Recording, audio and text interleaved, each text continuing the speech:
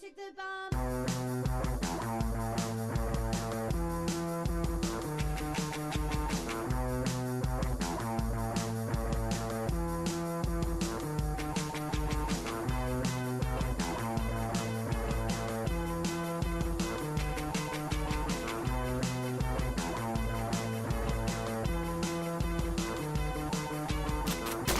See you later.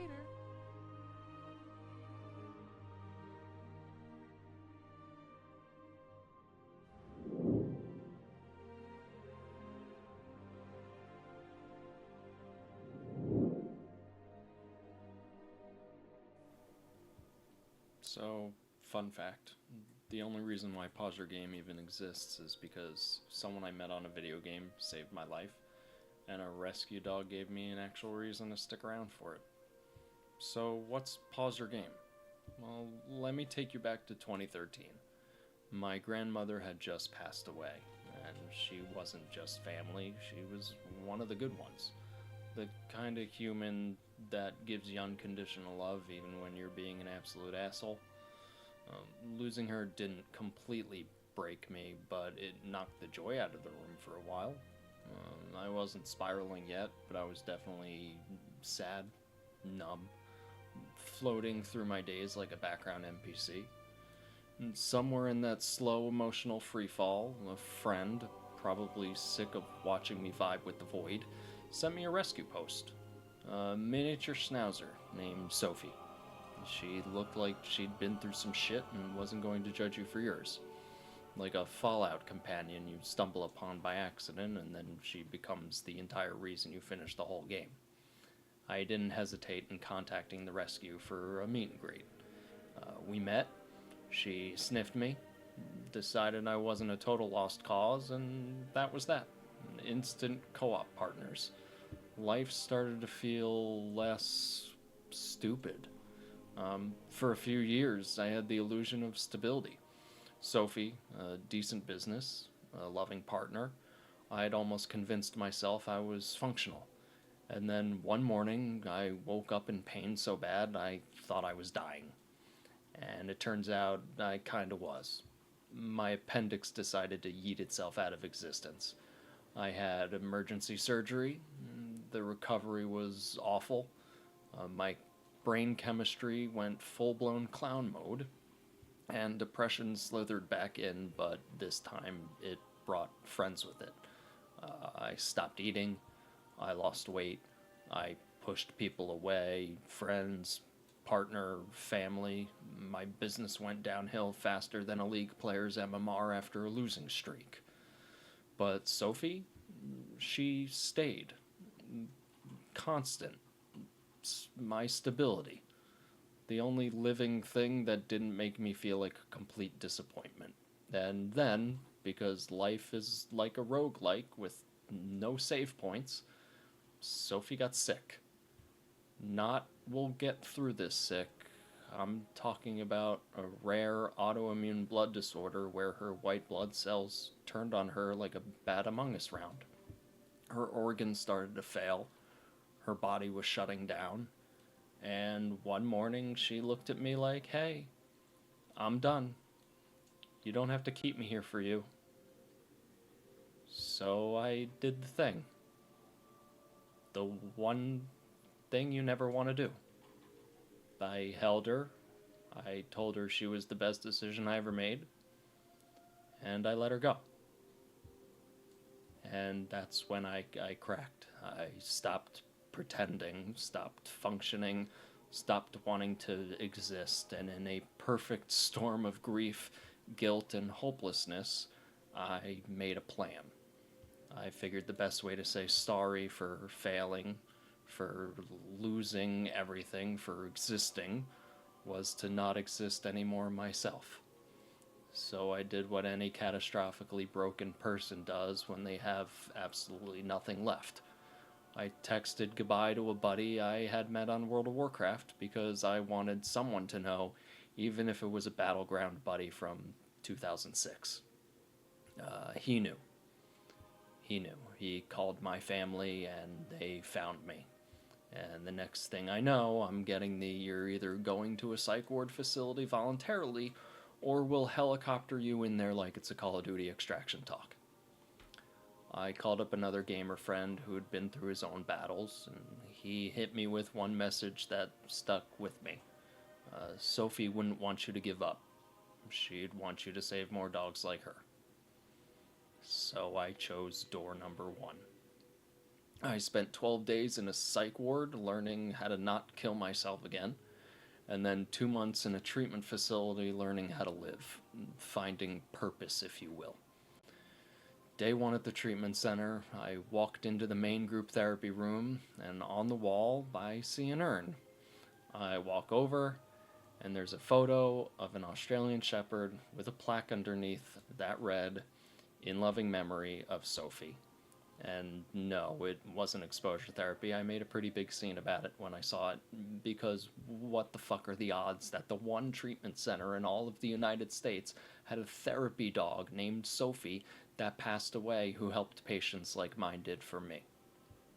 It was like getting emotionally sniped by the universe. It didn't matter that it wasn't my Sophie. It was a Sophie, a dog who had helped people through their worst days, and now she was gone too. Like a weird cosmic callback, like the universe was saying, "Hey, remember why you're here. Don't fuck this up, asshole." In treatment, stripped of, well, dopamine and distractions, I came back to the one world that never made sense. Gaming. Dungeons and Dragons. Old school video games. Late night talks with people just as broken as me. I told them about charities that use video games to raise funds for causes like children's hospitals and veterans. And I thought to myself, why weren't there any gaming charities for animal shelters? And that's when it hit me. Not softly like, oh wow, this could be a neat idea.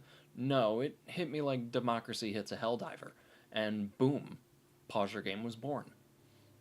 Here's the brutal reality I wasn't aware of until after Sophie passed away.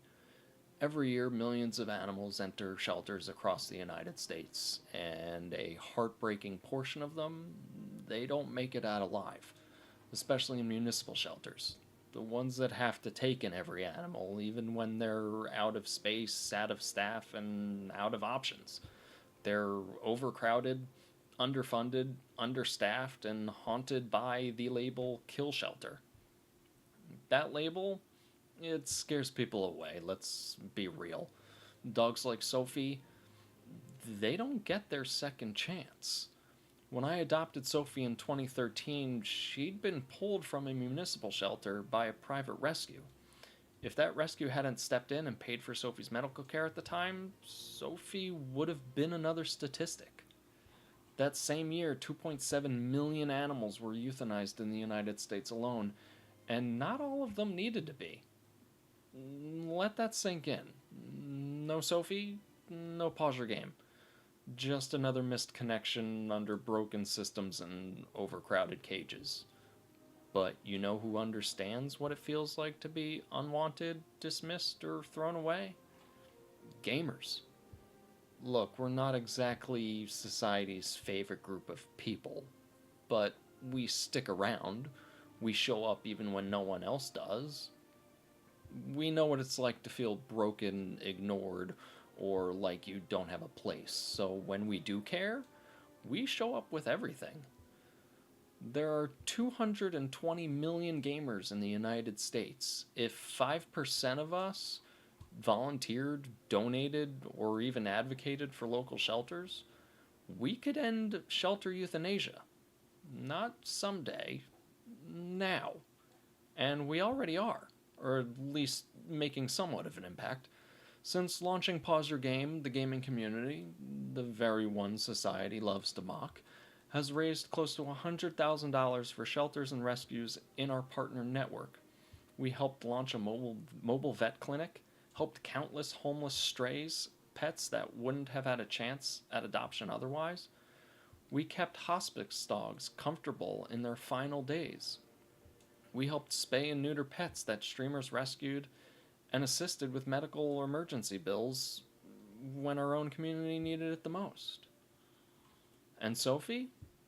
She made it into a video game. First class trouble.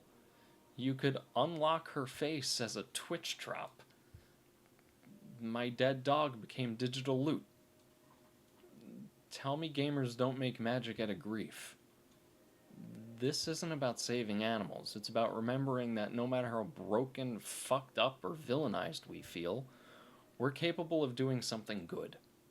Something real. Something worth sticking around for. Gaming saved my life. Now it's time we use it to save theirs. For those without a voice. Are you ready to pause your game?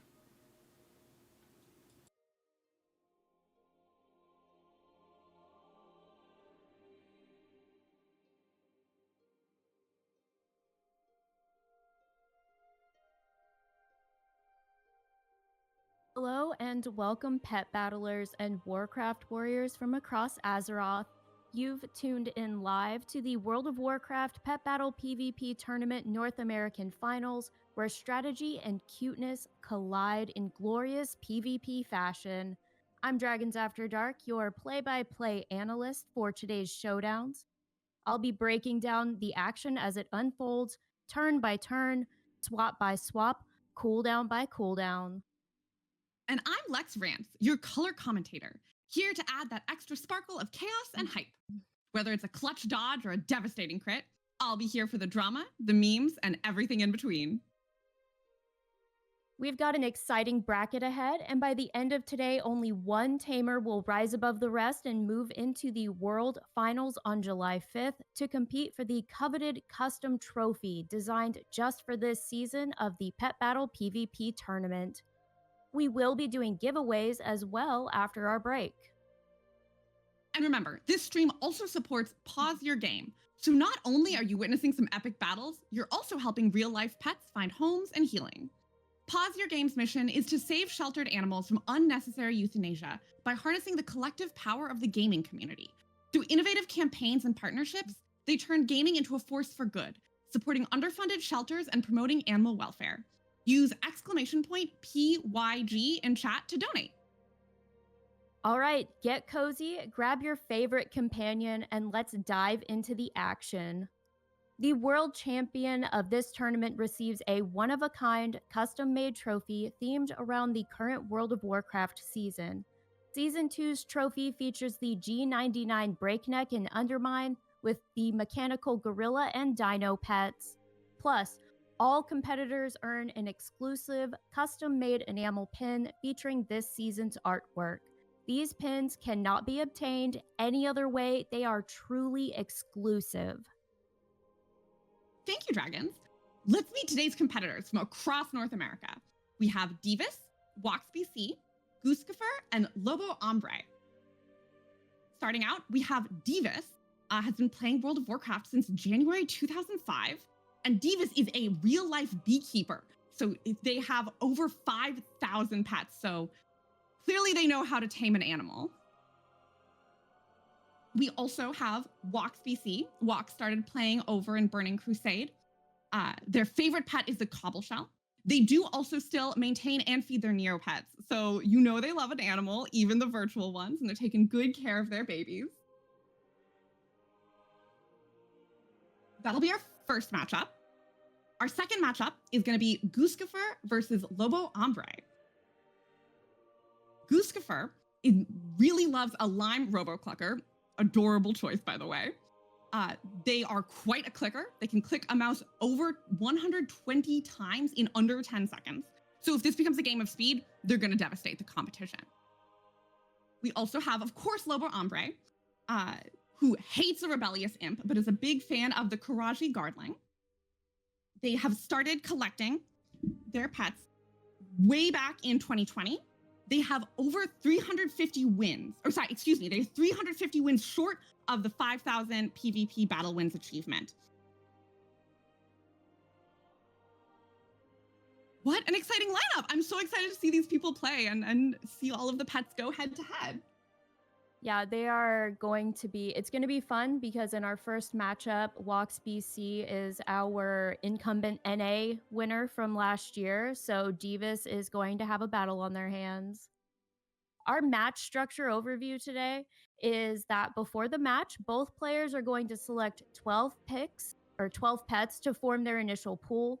At the start of the pre-match phase, these selections will be revealed simultaneously to both sides on thepetdraft.com. And then in the counterplay phase, they will review each other's rosters, and then they'll choose 3 additional pets to adapt any unexpected threats that they may have thrown at each other. And then each player will have a pool of 15 pets to choose from. Then they'll take turns picking and banning pets from their opponents and their own pool, following a set turn order. This phase builds each player's final team of 3 pets. And after this, they will choose their pet's abilities and they will meet up at the battle location for a best 3 of 5 matches.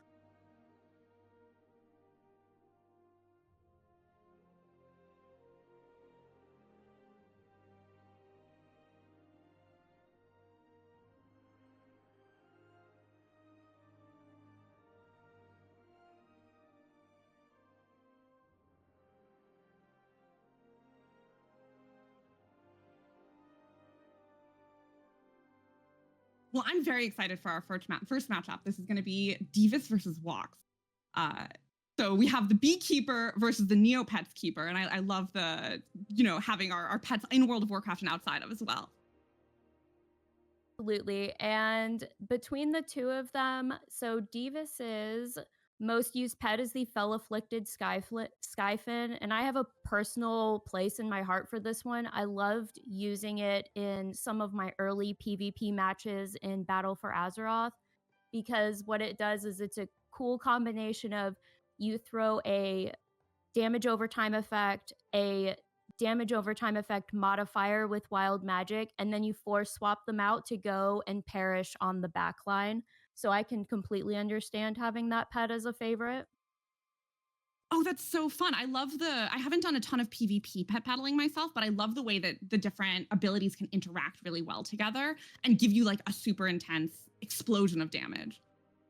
Absolutely. And then Wox's most used pet is Cobbleshell. So this one was a little unexpected for me, but once I took a look at the stats and what it's got, I can totally understand. It's definitely one of the more powerful critter pets we have. And in PvP, when you're seeing a lot of stuns coming up, critter pets are immune to stuns. So that can negate like at least one ability on someone's lineup almost every single time. And they actually have a really high power stat for a critter, depending on the breed, because battle pets do tend to have different breeds, especially wild battle pets. And then you're hitting with that toxic smoke, which is going to come in handy if we see any Jingles today on our lineups, because Jingles is one of the most used pets. It's also a cutie. You always know you're going to underestimate somebody who has a little snail coming out. Oh yeah, for sure. It's kind of a dark horse, or I guess in this case a dark snail. But they do come from the Zeralite Caverns, so they're used to the darkness and they're ready to probably take on whatever Deevus has to throw at them. Always ready to scooch on out. Dragons, I'm curious, what's your most used pet? Oh my gosh. So I do a lot of PvE strategies. I don't do PvP too terribly much. I'm not very good at it. I get too stressed out. Even in a turn-by-turn thing, I get so stressed out about it. Probably the most used pet in PvE strategies at the moment is going to be the Timeless Mechanical Dragonling, because it packs a huge punch. I believe it has something in the neighborhood of 357 power. It has a big hit stun with Time Bomb, and then it's got a dot with Flame Breath, and then it's got Armageddon, which damages each pet on the team. So it can pack a pretty powerful punch, and it's good for PvE battles and working in a level pet a lot of times is what you'll see, or finishing a battle quick. Oh yeah, I was also always a PvE pet battling girly just because I wanted to collect all the cute little pets. Yes, and I think that's how a lot of people get started is they see like this big section of achievements that they just don't have, and a lot of times we get people who come in and they go, "Oh my god, there's so many pets. Where do I need to start?" And usually I just tell them to start with the safari achievements. You know, just go around, explore the world, pick up some cute pets, maybe do some quests along the way, work on your lore master and your pet collecting at the same time. That's so fun, and that's so smart to kind of combine them together. I love the little pop-up when you see the little paw on your screen, and you're like, "Oh, it's time to go. Gotta go get that one." Yes, and it's one of my favorite things about new patches is being able to go in and you see them all on the screen and you're running around collecting them. I'm actually pretty bad about it. Most of the time I'll just get the zone open and then I go do all the pet collecting and I'm like, okay, I guess we'll go do all the quests for the zone to get access to everything else, I guess. Pets always gotta come first. They sure do for me. And they give a good sense of what's going on in the game as a whole, right? Like it's a microcosm of the developer's mindset, but it lets you really center in on what they're looking for, right? Like what's important to them. Yeah, and actually what you'll see a lot of times is beforehand when, like before even expansions or anything else comes out, you'll see the mounts and the pets that they're kind of releasing, and it gives you a hint as to the themes we're going to see for the next expansion. I think I recall, you know, dragon pets or something coming out for Dragonflight and for can't recall. Oh, like the storm griffins that we got for the War Within, you know, that gave us an idea that we were going to see dwarves. Amazing. So, Well, we have the competitors' pets on screen. It looks like we're getting ready for our first match. yes. So it looks like, let's see which side. So Wox has chosen the rebellious imp, which is, let's see. That one's a classic one. So is the Karaji Guardling. And the Bone Serpent, Lime Robo Clucker. The Umbral Amalgam is a new one this season with, not season, but in the expansion. They come up in Hallowfall, but only when the crystal's dark. So you have to kind of wait around and wait for them to pop up to grab them. And then we have the Violent Poultrid. I really liked this one. It's, I believe, the only pet we have right now that has both a bleed and a maul ability. So Whirling Talons gives you the bleed effect, and then maul gets extra damage when the bleed is on a pet. And the reason Whirling Talons is so effective is it puts a bleed on every single pet. So even if your opponent switches out their pet, the next pet will have a bleed on it as well. And then Sir Shady Mergleton Jr., so that one is also a new pet this expansion. That one came off of 4 Undermine coins from the Sir Finley Mergleton vendor. The Teardrop Moth is another classic. So you've got the Blinding Poison and Dust Cloud that gives you 2 avoidance abilities. And then, of course, Jingles. I don't think we'd be able to have a PvP match without someone having a Jingles.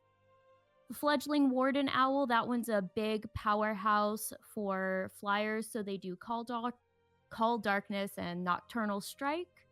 The Frostwolf Ghost Pup has a big hit ability with Ghostly Bite.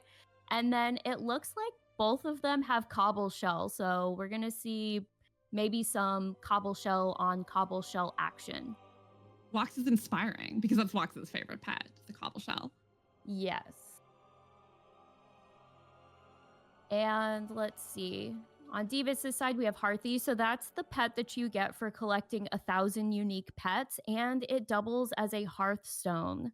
So when you get it, I believe you click on it and it hearths you. And that, of course, that was before it was really cool before we had the toy box, because you were still like, or when the Hearthstones were made into toys. So having the pet kind of freed up some bag space for you. So that was always nice. We love a multi-use thing. And we have a few pets that double up like that. We have a pet that doubles up as a stove as well, and so we have a couple of them like that. And then Pistachio came in Dragonflight and is a great pet. That Surge of Power is probably what we're going to be used on them, and they're super fast at 341 speed. Gromlock, not one you see a whole lot. I believe one of the BlizzCon pets. That one is going to be heavy in the humanoid abilities, which will be fine as long as they don't face any kind of beast pets. And then Merc-a-Lot as well. Oh, we're going in on the murky-ish pets. Oh my Pro gosh, Murloc over here. Yes, absolutely. Murloc team. The Portentous Present is one of the newer pets that we saw this past Christmas. And this one's really cool because you can set down booby trap presents and then you can do a force swap so that when the pet comes in, they get hit with that booby trap presence. That one's a really cool pet to have for PvE as well. And then the Macabre Marionette. I'm so happy. So this guy, or this little pet, he has a sombrero and maracas, and for the longest time his sombrero was clipping through his skull, but they finally fixed it a year or two ago, and I was so happy to see his little hat fixed. That's so adorable. Oh my goodness. I know, he's so cute. And then the Bronze Whelpling, they have it in the speed breed, so that one's really cool because if you use Crystal Prison, as long as you're not going against a critter pet, you can stun them, lift off for an avoidance. The Sunreaver Micro Sentry is kind of a big powerhouse. I'm assuming we're going to see Call Lightning used instead of Supercharge in that last slot, mostly because you don't want to use anything that's going to take too much time to set up because that gives the other person an opportunity to interrupt what you're doing. And then the Lost Quill came in Shadowlands, which, you know, maybe some people don't want to talk about Shadowlands these days, but it's a really speedy pet, and it's got a blind, it's basically a stun with Stay a While and Listen. It puts you to sleep, and then Arcane Slash gets a bonus from being faster and can help take out any flyers. And then the Feline Familiar, another classic Halloween pet. So we've got let's see. We've got the two, oh my gosh, why can't I? Murloc pet. 2 Murloc pets, 2 Halloween pets. So it's a little spooky on the Deevus' team. It seems like Deevus has a lot of specialty pets, like animal pets that you get from events or from seasonal activities. Yes, for sure. And then Wox has quite a few pet battle pets. So like the Karaji Guardling, the Umbral Amalgam. I know the Teardrop Moth isn't, but Cobbleshell. So they have quite a few of those. Oh, and the Lime Robo-Clucker. And now the players are working on their bans at the moment. So essentially they're making it so that when they're picking the official round, there are certain pets that the other person can't touch. Yes. I'm sure this is a very intense strategy. Just to think about what's going to go well with the other things and what you think people are most likely to pick and what would be the most harmful to your team. Absolutely. And this season, they've done a couple of limitations. So they've made it so you can only have one pet on your team that has Call Darkness or Sandstorm, because right now we are in a weather meta where that Sandstorm and that Call Darkness is just hitting so hard. So not necessarily to keep it fair per se, because there are workarounds, but to just keep it more interesting and to see a wider variety of pets come up in the competition, to have a little more fun, a little more strategizing than just throwing sandstorms and darknesses at each other the entire time.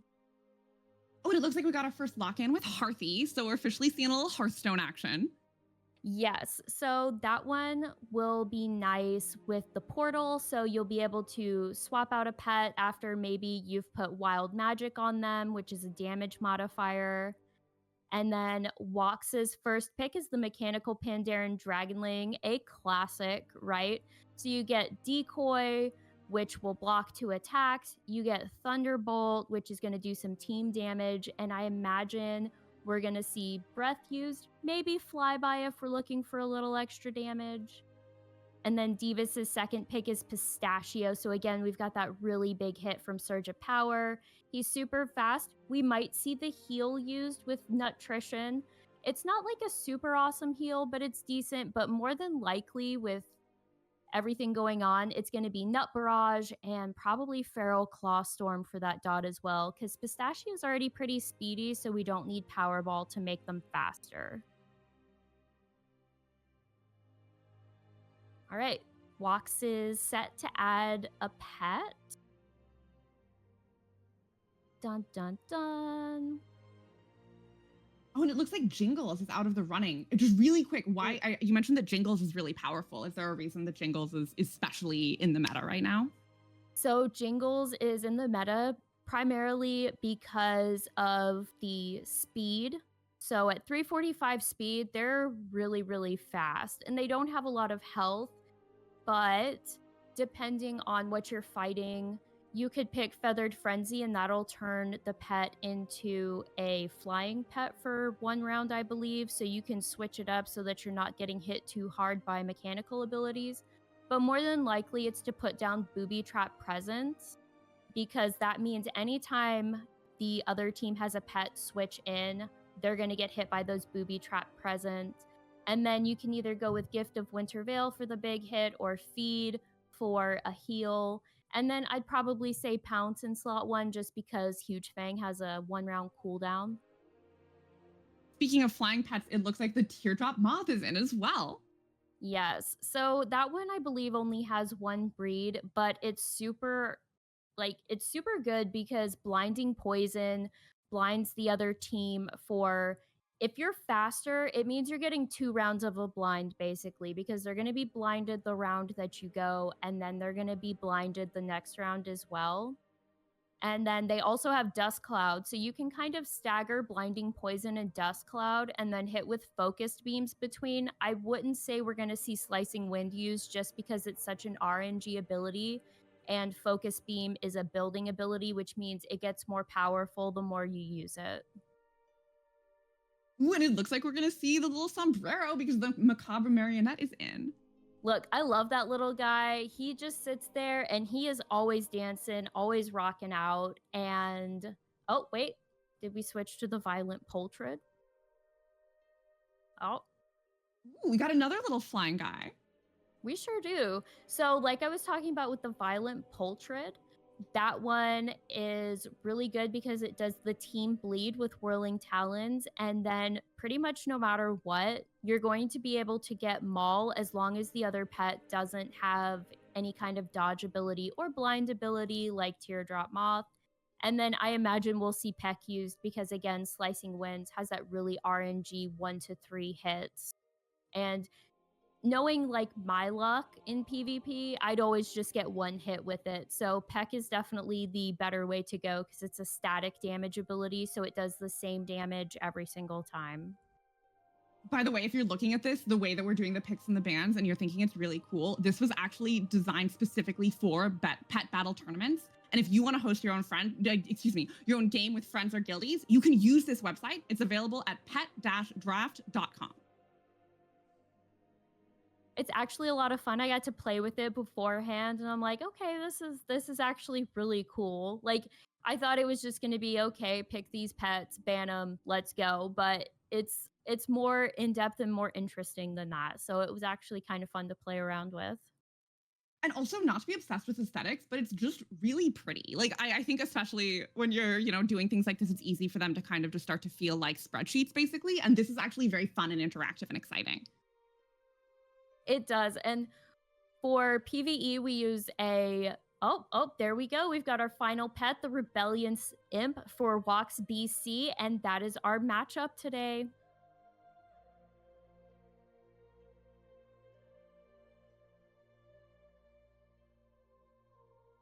For, I believe, the first fight.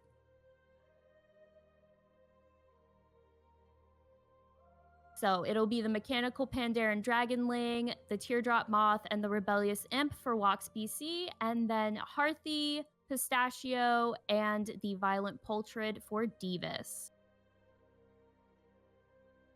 Our battles today are going to be the 3, like the best of 5, but if someone wins the first 3, then they automatically move forward. So hopefully we'll see a little, win, other side win. So it can be anywhere from 3 to 5 matches. We love a little spice. I was a big basketball girl for a while, and I think it's always exciting when it's very like edge of the game, like who's gonna actually win this one. Yeah, and it can get pretty close. Sometimes, obviously, some of it comes down to knowing your pets, knowing the abilities, and everything going on, but sometimes it just comes down to pure luck depending on which pets you've chosen, what the other team has. And sometimes you're like, okay, I know for sure this has come off cooldown. They're going to use their dodge. And so you use something and they don't use their dodge. And you're like, well, maybe I can use my big hit ability now. And then they use their dodge. And it's a whole thing. You got to keep going. It always the surprises are the most fun part of PvP, especially. Yes. So what's really cool is once they start the battle up, what you're going to see is that it's going to let them pick their first pet that comes up, which may not even be their slot 1 pet. So once the match initiates, they'll be able to pick something. Usually they'll go, okay, I'll pick this because I think they're going to pick that. And that'll be how it begins for us.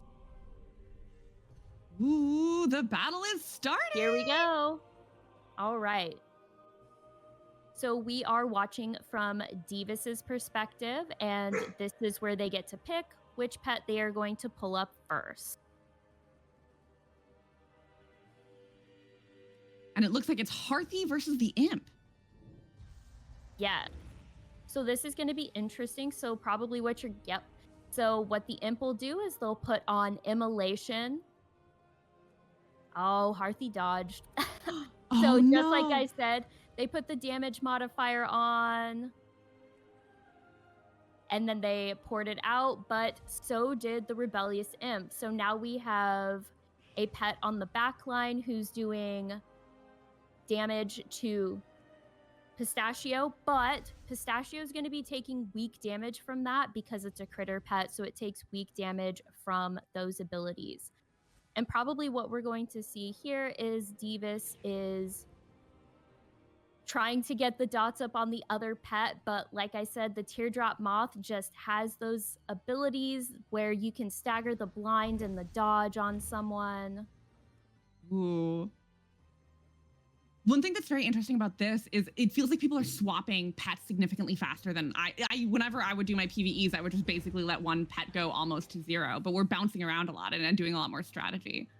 Yes, that's what you're going to see a lot of is they will move around quite a bit depending on what they're going against.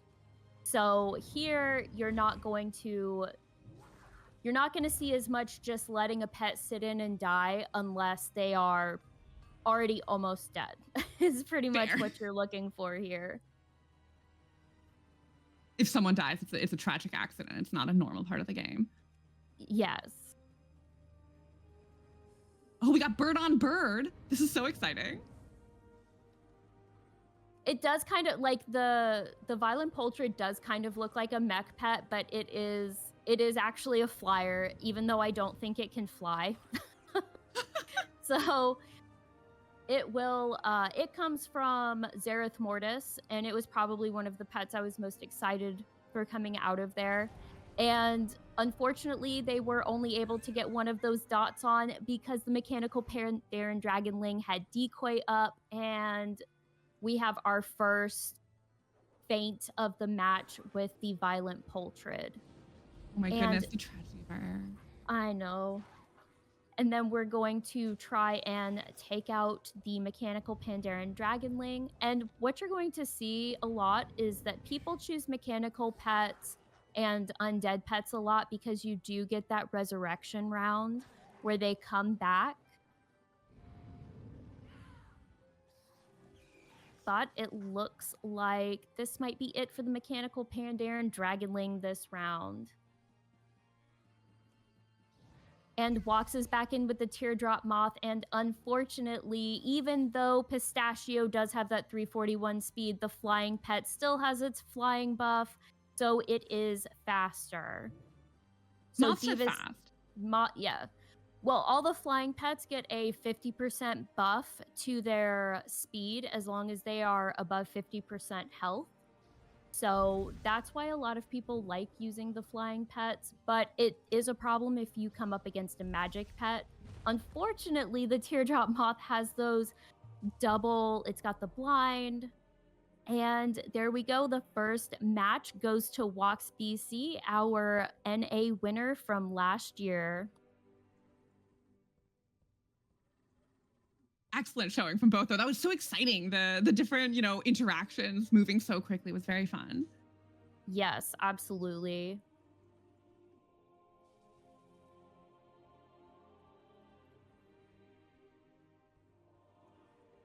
I keep trying to turn the screen. I'm watching the stream and I'm trying to turn the stream.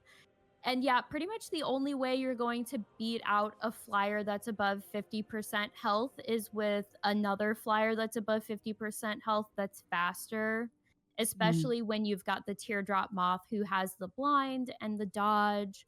So it can be a little difficult. And we are going into our second round of picking.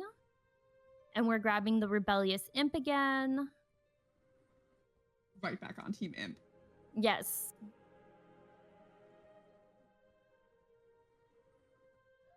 And then for Deevus, we have Merkalot, so we're bringing in a Murloc.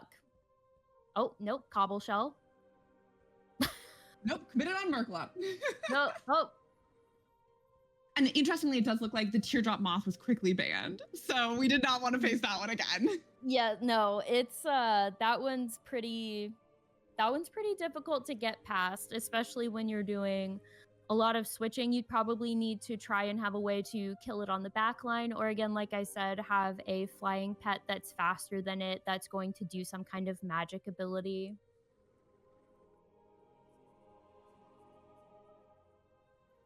And Flip asked, are some of these pets they're using hard to get? I would say the hardest to get pets would be the Murlocs, just because they're very expensive at this point if they're from a BlizzCon.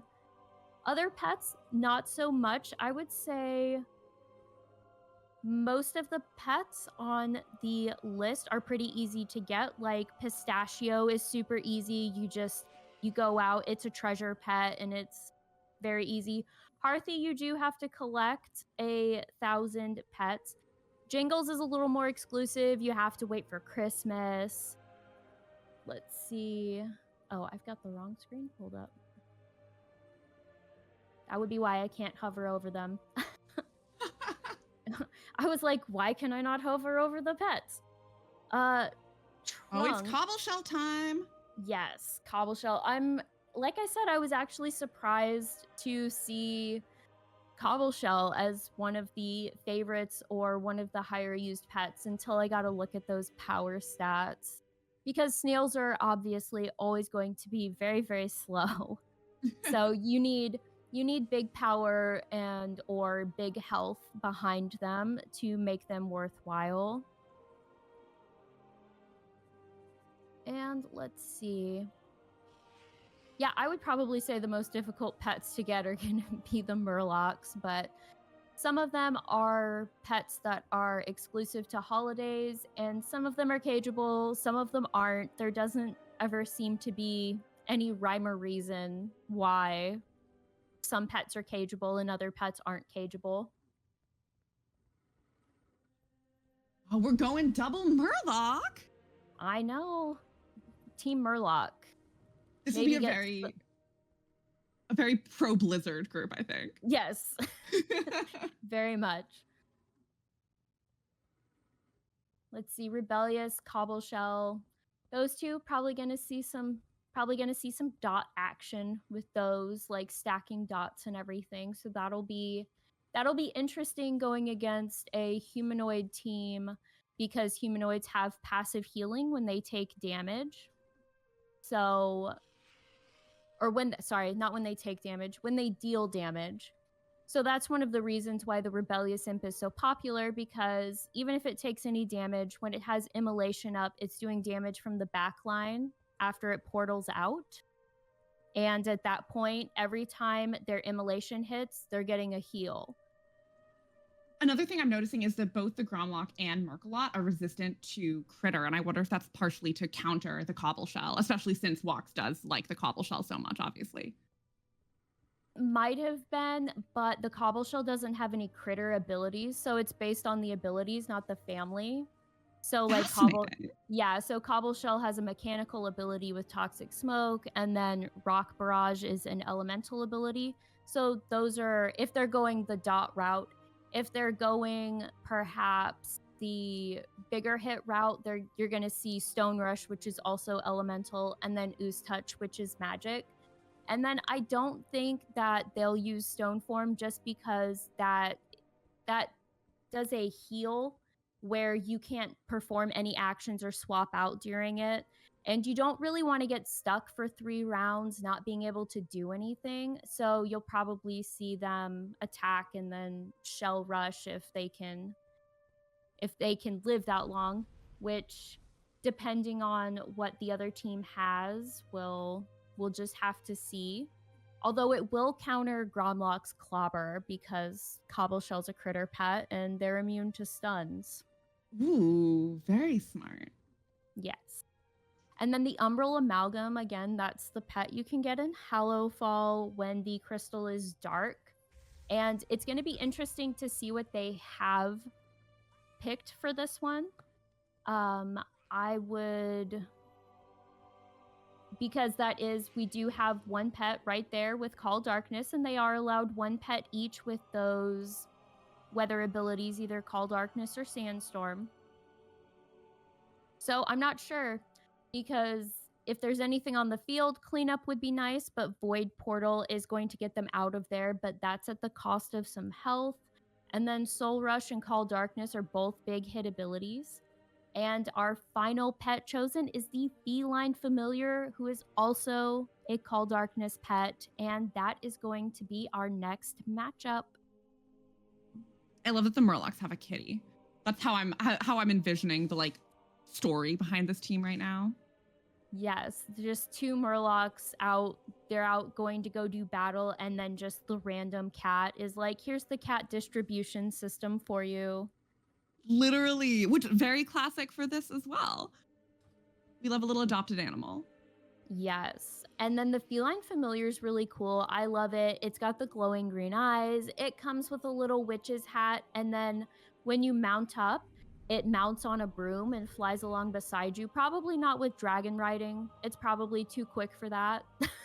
Oh, that's so cute, though. It is. It's super duper cute. And now they get to pick their first pets. So first up, we will have Merkalot and the Rebellious Imp. Oh, and we're putting our shields on, it looks like. Yes. So unfortunately, that Immolate just eats that shield right away. Oh, tragic. I know. And we're switching to the Feline Familiar. And so that shield was a team shield. So it meant that Deevus kind of got a free swap in without taking any damage.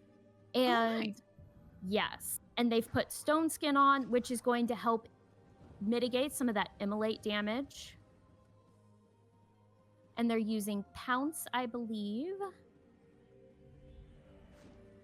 And let's see what is Wox going to do. And we're porting out, which I expected. That's pretty classic.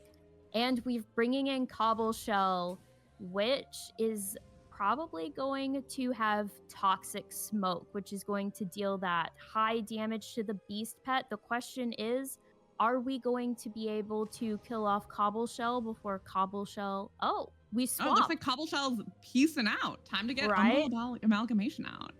Absolutely, because the Umbral Amalgam is going to be faster. Oh, Kitty's down. oh, kitty down. Now it's Murloc versus the creatures of the void. Yes. And what's interesting about the Umbral Amalgam is you can see they don't have a whole lot of health, but they do tend to have a lot of speed and power behind them, which is ideal for pet battling. And then we're switching out again because the Rebellious Imp's immolation has worn off, so they're going to put that back on. The one downside to the Rebellious Imp is that these days it doesn't really have a high speed stat, so... And the power stat is okay, but even against today's pets, because of power creep, we're just seeing a lot of higher power, higher speed pets. And so the Rebellious Imp is good, maybe not to stay in, but and Gromlock has used, I believe, Giant's Blood to get that buff to its power. I think we're going to see them try and take out the Rebellious Imp. Ooh. Oh. Are we Under my going seat. for the kill? Wox is like, what am I doing? What's the plan? No, and Gromlock is down instead. Oh, It's all on you, Merkalot. Oh gosh, the crit. See, that's part of that there, that 4% chance for abilities to crit, and he managed it. And now Rebellious Imp is going to go to the back line to try and do some healing. Back on Team Cobbleshell. Yep. So we've got the dots with the rock barrage, probably going to toxic smoke. Cobbleshell out of the game.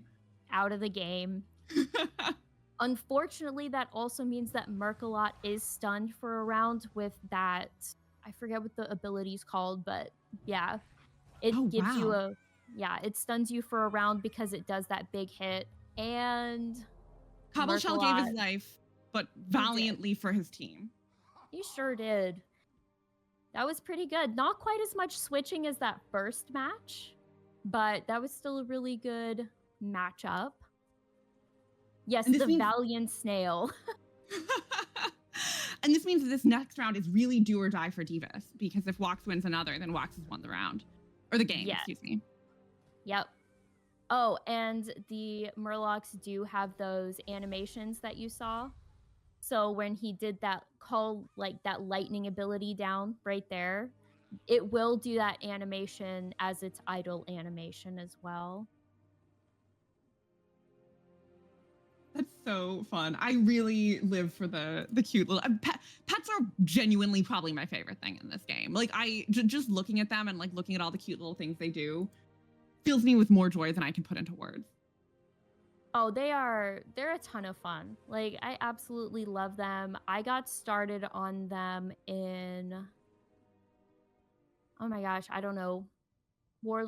Legion is kind of really when I went all in on them. I took a hiatus sort of during Warlords of Draenor because I was protesting having to do Pathfinder for flying.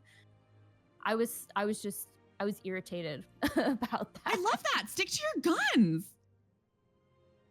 All right, looks like Deevus has chosen the Violent Poltrit, so we're probably going for the dot with Whirling Talons or Egg Barrage. We'll have to see. And then it's actually a really good pet because it's still decently speedy even with the power creep and stat creep and everything going on. So even once it loses its flying buff, it's still going to be 325 speed. Oh, we've got Jingles. It's Jingles time.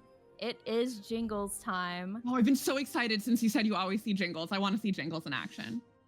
He is so cute. It was actually, when it first came out, not everyone who got Jingles could get the one with the wreath around its neck and the candy cane. Some of them got, I dubbed them naked Jingles. And they finally fixed it to where I believe it's random on summon if you have it or not. The problem was that you couldn't release Jingles to try again on another character. So unfortunately, if you got a naked Jingles, you were kind of stuck with a naked Jingles until they made a fix.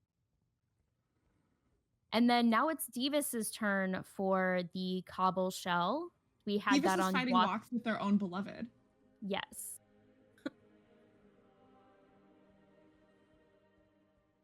And let's see. Time for Wox to add a pet.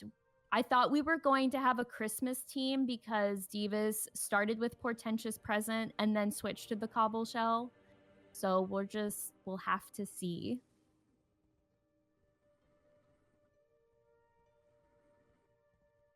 I do really enjoy the holiday pets, like especially the Christmas ones. I always get excited if we hear that they're going to be coming out with a new one for Christmas because the Christmas ones are always so cute. We got Grunch this year. Grunch is absolutely adorable. They did like a new Grumpling model for it basically, and it's so cute. Wox is leaning heavily on the cute factor. Speaking of cute, we're getting Jingles and we're also getting Trunks. Yes, Trunks is, I believe, one of the first Elec pets that we could get. And if I'm not mistaken, let's see. Yep, so this one comes from the achievement An Awfully Big Adventure, which takes it is an awfully big adventure because you have to go out and you have to do a ton of battles and you have to do them all with the Elec plushie on your team, which means you basically, you have to 2-pet it because the Elec plushie doesn't have any damaging attacks at all. So you have to 2-pet it, which when this achievement first came out was a much bigger deal because the roster was much more limited. Oh, wow. Wait, and that's such a cute little quest because it's like if you do the big adventure with the Elec plushie, you get a real Elec. It's a real boy now. Yes, exactly. Just kind of like the Pinocchio of the Pinocchio of pet battling, I guess. Time for the final pet on both teams. It's very exciting. Yes. If you were strategizing here, how would you be thinking about like how you're connecting I'm sure there's a million things, so Cliff's Notes version, but how you would connect these dots? Honestly, for me, I usually try to go for speed is key. So I definitely Jingles. I think the Violent Poultry's a good pick, and so is the speedier Bronze Whelpling. But in all honesty, even with meta pets, I lose in PvP. I'm so bad. I just stick with the PvE stuff. I can see why people do stuff. And the final pick is the Umbral Amalgam. So I guess Wox really liked it, yeah.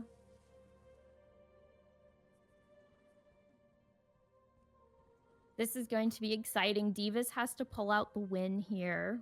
But I mean, they had a tough they're having tough competition against Wox because Wox was the NA winner last year.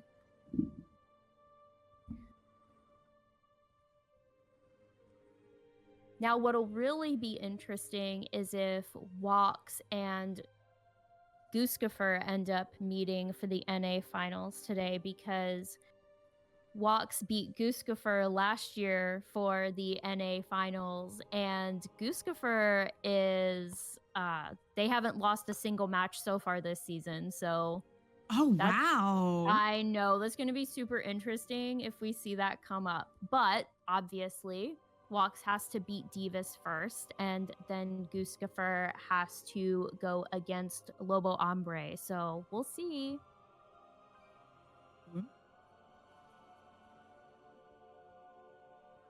So yeah, it looks like Wox is kind of going for a combination of speed, and then Trunks does have that ability that always goes first when it is Moonlight out, so when Elecs fly.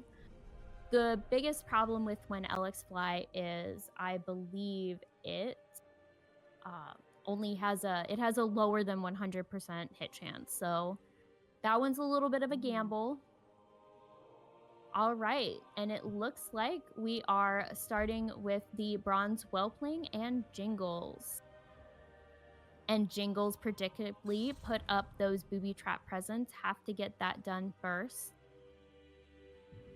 Oh, I was so confused. I was like, why is the Whelpling putting up presents? But that makes so much more sense if it's coming from Jingles. Yeah. It's a cool ability. We have a few pets that have it, not too many, probably like 5, maybe 6 now. Oh, and we're switching out to the Umbral Amalgam, trying to probably take care of that bronze well. Oh, yes. Oh, wow. Almost entirely in one hit. Yes, Call Darkness does strong damage against the bronze whelpling. Unfortunately, Call Darkness also comes with a reduced hit chance, so your abilities at 100% go down to 90%. And Cobbleshell came in and those booby trap presents went off as predicted. They could have missed though because the weather is Call Darkness. And we're getting those dots up from, oh no, Trunks has they chose Smash instead of When Elix Flies. So that means it's going to do strong damage to that Cobbleshell as long as it lands. And we are out from Cobbleshell. So now Strong damage was done. I know, it's all up to the Violent Poultrid here.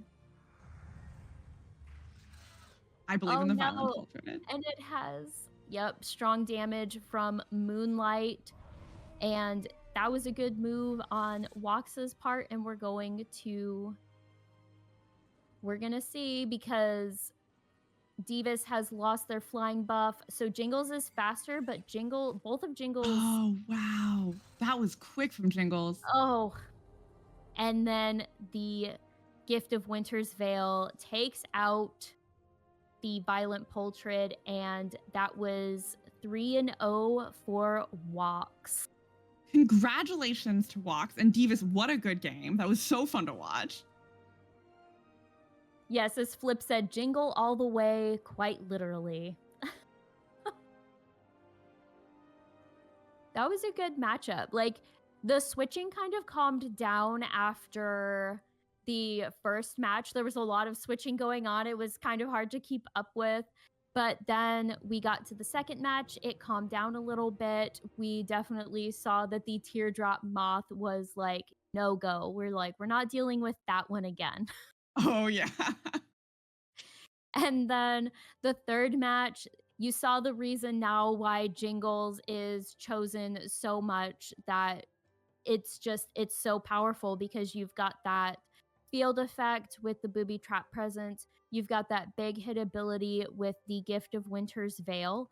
And even if the enemy isn't a flying pet, it still hits for a pretty decent amount. And then I believe Pounce was probably what else was chosen, which also gets a bonus hit if you're faster. And usually Jingles is faster. Yeah, Jingles seems very zoomy and very hard hitting.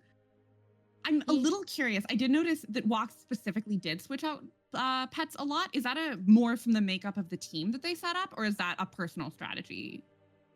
So it's probably more for the makeup of the team, because a lot of your team, you want synergy. So you want things that are going to help your other pets, right? So when they chose Trunks, who put down Moonlight, the Weather Moonlight, once Jingles came in, the Gift of Winter Veil can play off of Moonlight by getting a buff to its damage, because it does buff magic damage abilities when Moonlight is up. So that Gift of Winter Veil is going to hit harder. That makes a lot of sense. And having that ability to move together is clearly very powerful, as we saw from Wox's success.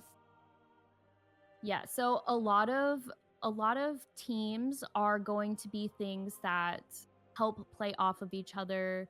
So maybe you have the Rebellious Imp and you're going to put on Immolation and you're portaling to the back line, and then you'll have a pet that has some kind of damage modifier ability like Wild Magic from the Fell Afflicted Skyfin, or Black Claw like you see with Icky.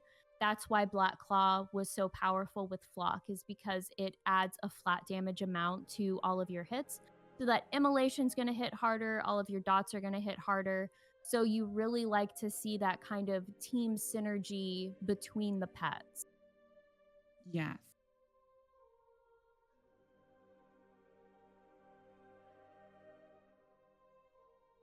And now we are probably getting set up for our next matchup. And it is going to be Gooskaffur and Lobombre. So Lobombre is our youngest at heart pet battler today. So we're not going to use the word old. We're going to say youngest at heart. Still going strong. Before that, I think we're going to quickly jump in. We have some fun people to introduce you guys to.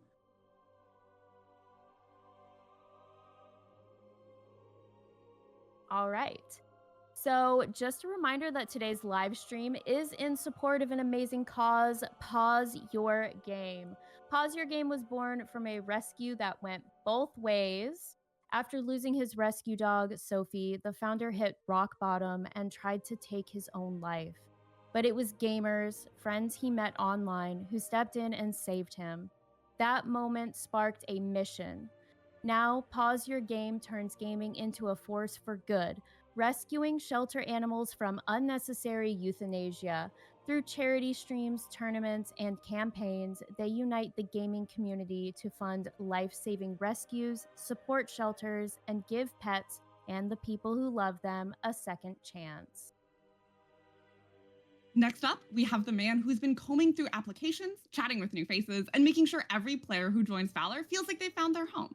He's not just filling raid spots, he's building squads, shaping our roster, and helping drive this community forward. We're throwing it to Sally Springtrap, who is down on the ground with Valor's own recruitment manager, Dank. Dank, please tell us about your role with Valor, and what's the latest on the Valor recruitment front? Well, thanks, Sally, for having me here. I am Valor's recruitment manager. So what that means is I just really oversee all of the recruitment efforts that we do. I always like to say that recruitment is all of our jobs here at Valor, but when it comes down to like all of our wonderful teams that we have, whether you are pushing for CE hardcore rating or you just want to be part of our stream team, we have multiple teams within Valor that are welcoming of all sorts of people who are interested in this game, this community, and just looking to try to build up our teams as much as possible. But thanks for having me. So when you're recruiting people into Valor, what are you looking for somebody who's trying to join the Valor teams? Yeah, well, first off, we on the recruitment team, we always like to call it the vibe check, right? Yeah, we want people in this community who fit our mission and values. But also, it really just depends on the team that you're looking for, you know? Are you one of those hardcore raiders that are trying to step into mythic raiding? Or are you a PvP player and want to be part of our PvP teams? Or maybe you're not interested in either of those things and you just want to spam Mythic Plus dungeons all day, every day. We have teams all set up for you there. But I will say, if you are interested in any of those teams, the best way to get involved in that is to visit our website, vlrgaming.com. Or you can join us in our Discord to submit a ticket. And one of our friendly recruiters, potentially myself, with our other recruiters, will be more than happy to talk with you about any of those teams that you're interested in.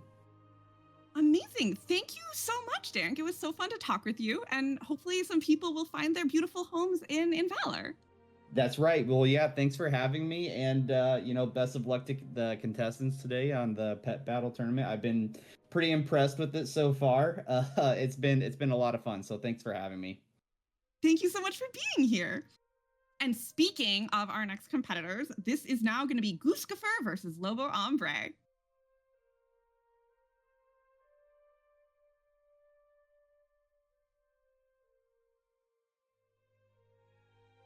So I'm very excited to see how these two different vibes hit. Like you were saying, Lobombre is one of our, has been playing since Wrath of the Lich King. They have, I believe, the most pets of anyone in this. They have 1,887, which is very exciting. Yeah, that's pretty big. That probably means they have a few collector pets that you just are really difficult to get a hold of these days. Oh, goodness. And then versus Gooskaffur, who's been playing since 2005. Gooskaffur, as a reminder, is the speed clicker. So maybe we'll have a little speed round. Maybe. Or maybe Lobombre will help slow things down. They have it's interesting because this is almost a new versus old if we're going based off of their most used pets versus each other. So Lobombre has the more classic set with the Karaji Guardling, and then Gooskaffur has the Lime Robo Clucker. So we're gonna see. Maybe we are going to have a kind of like an old versus new sort of pet battle matchup. I'm hoping we see people's favorite. I clearly really like the favorite pets, and I was very sad that we didn't see the Fell-Afflicted Skyfin. So I'm hoping that we get to see people's favorite pets, especially, like I said, I'm a big chicken girl. So I'm really hoping we see that Lime Robo Clucker come out. We do. We have some really cute chickens. I was like, one of my goals in Battle for Azeroth was to get to 1,000,000 gold so I could get the fancy chicken. The one, yeah. So you don't have to pay 1,000,000 gold to get it. You just have to have 1,000,000 gold in your bag.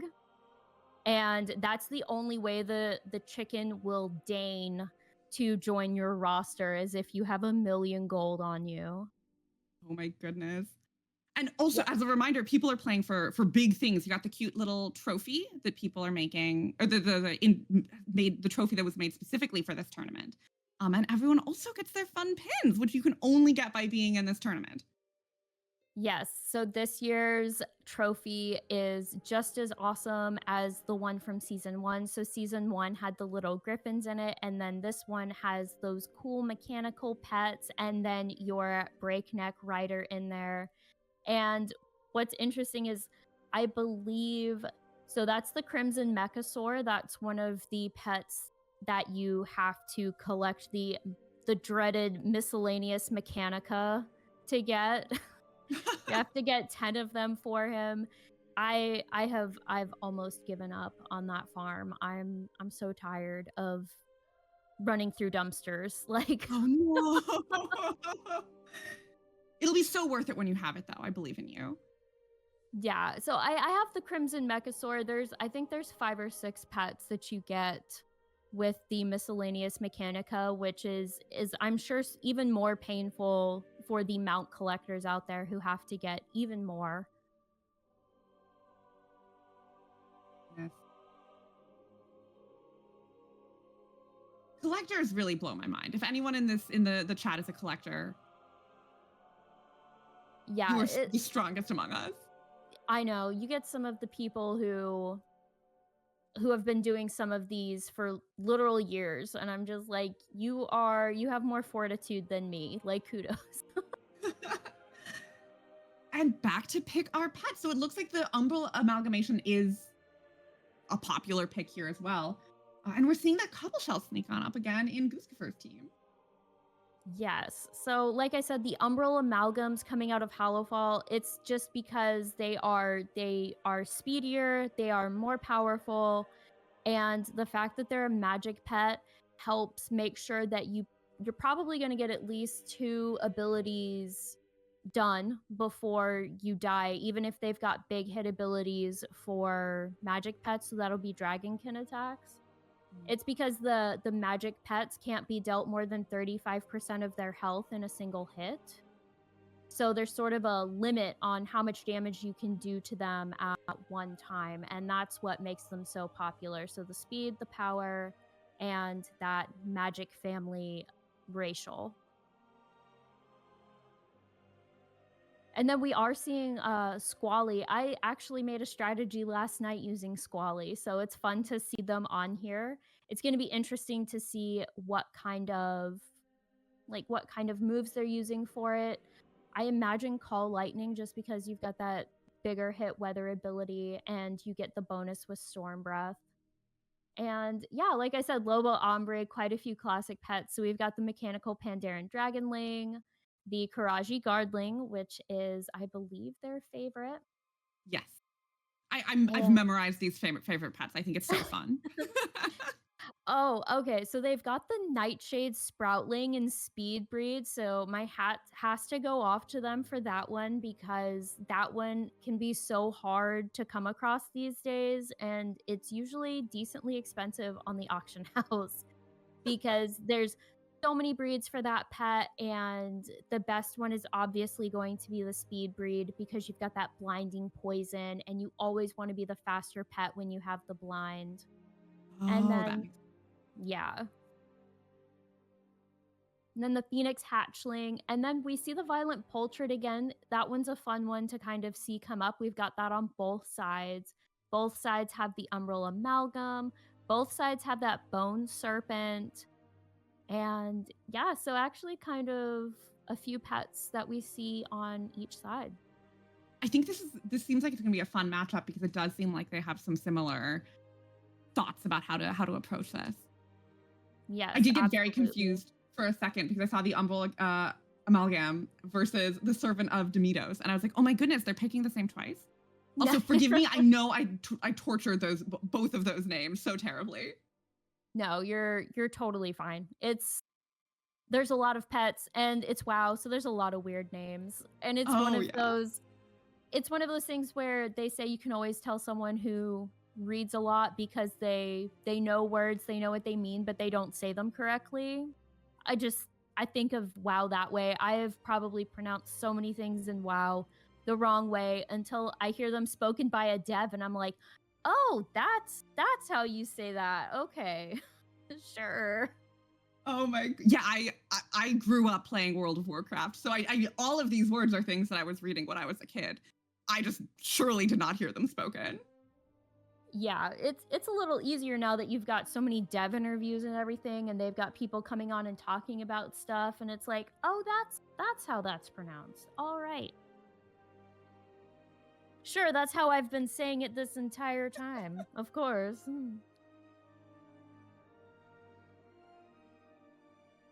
So you said you've been playing WoW for a long time. When did you start playing WoW?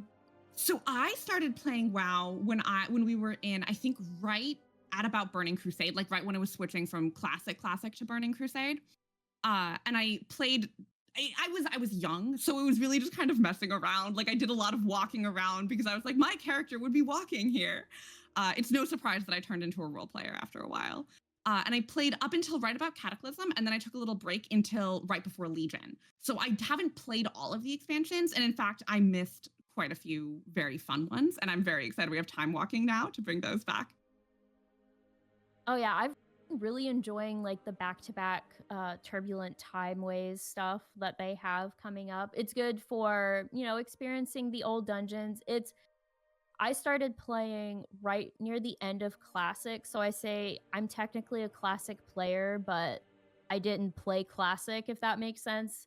I know exactly what you mean. Yeah, I just ran around the Barrens forever until someone came through after Burning Crusade released, and they were leveling their Blood Elves, obviously. And they came up and they took pity on me and like actually taught me how to play the game, and it was great. Oh my goodness, before all the quality of life. And I mean, also, I was reminded when I tried to play Classic for approximately 2 days. Back then, like a level was at 1 a year. Like you were working hard for that XP. You sure were, which is probably why I just kind of sat in the Barrens like literally forever. Like I was like, I don't know, I kind of like it here. I like the crossroads. I'm cozy. And I met them because I was helping them with a couple of quests, and they were like, okay, like obviously you like playing this game. Now let's like make you not horrible at it. Oh, and the Lime Clucker is out for Gooskaffur, so unfortunately we will not see that core favorite pet yet, but I have faith we'll see it one day. And if not, do some pet battles yourselves, my friends. Pop in, experience it, meet all your pets. Yeah, I was kind of surprised to see the Lime Clucker until I saw like the speed breed of it. So I was like, oh, okay, that one's pretty speedy, and it's got the force swap and everything. Ooh, and the Lost Quill is hard out. It's out on both teams, so nobody wants anyone to touch the Lost Quill today. Yeah, that's a speedy one, so it's got a blind, and then it can put your pets to sleep, and it gets that bonus hit on Arcane Slash if it's faster. So yeah, that one's I'm not surprised to see that one like crossed out. And then the Anxious Nibbler, again, you've got the team damage ability with Primal Cry, and it slows everyone on the team. And then they've got Dust Cloud, which gives them the dodge. And then Scrabble also does more damage when the pet's faster. And look who's back. We got the Teardrop Moth showing its little face. Right? I'm not Yeah. mixing that up with another moth. No, it's the same moth. Yep. There's some animals that are highly unique in the pets, and then there's some that they clearly had like a few of ideas and they wanted to make different pets within one world. And so sometimes I get myself a little bit mixed up. Oh yeah, and the icons don't help either. Like some of them have like you said, the Servant of Demidos and then the Umbral Amalgam. They've got the same icon, so it's kind of like Oh, we're going flying versus flying. It's a void moth versus a weepy moth. yeah, right. So the Void Glower is going to have that blinding poison, which is going to give you kind of two rounds of blind. And this one's interesting because most of the Void Glowers are pretty fast, and the Teardrop Moth it doesn't have a very high base speed at 260. And it also has the team damage ability you can either pick Poison Protocol or Void Slap, and then you've got a dot, so you can do Sting or Poison Lash there. So that's probably going to be a blind and dot, and then they'll probably switch. And then the Teardrop Moth is going to have the blind and the dodge, and then building with Focus Beams or maybe Slicing Wind. Someone picked Slicing Wind in the last match. I was surprised to see that, but hey, It works, it I'm works. not in there. Yeah, if it works, it works. Also, I was confused, and so I think I confused the team as a whole, so my apologies. So in this picker, if a pet is slashed out, it's slashed out for both sides. So it's not that both sides banned the quill, it's that like you can't ban something and then play it on your side too.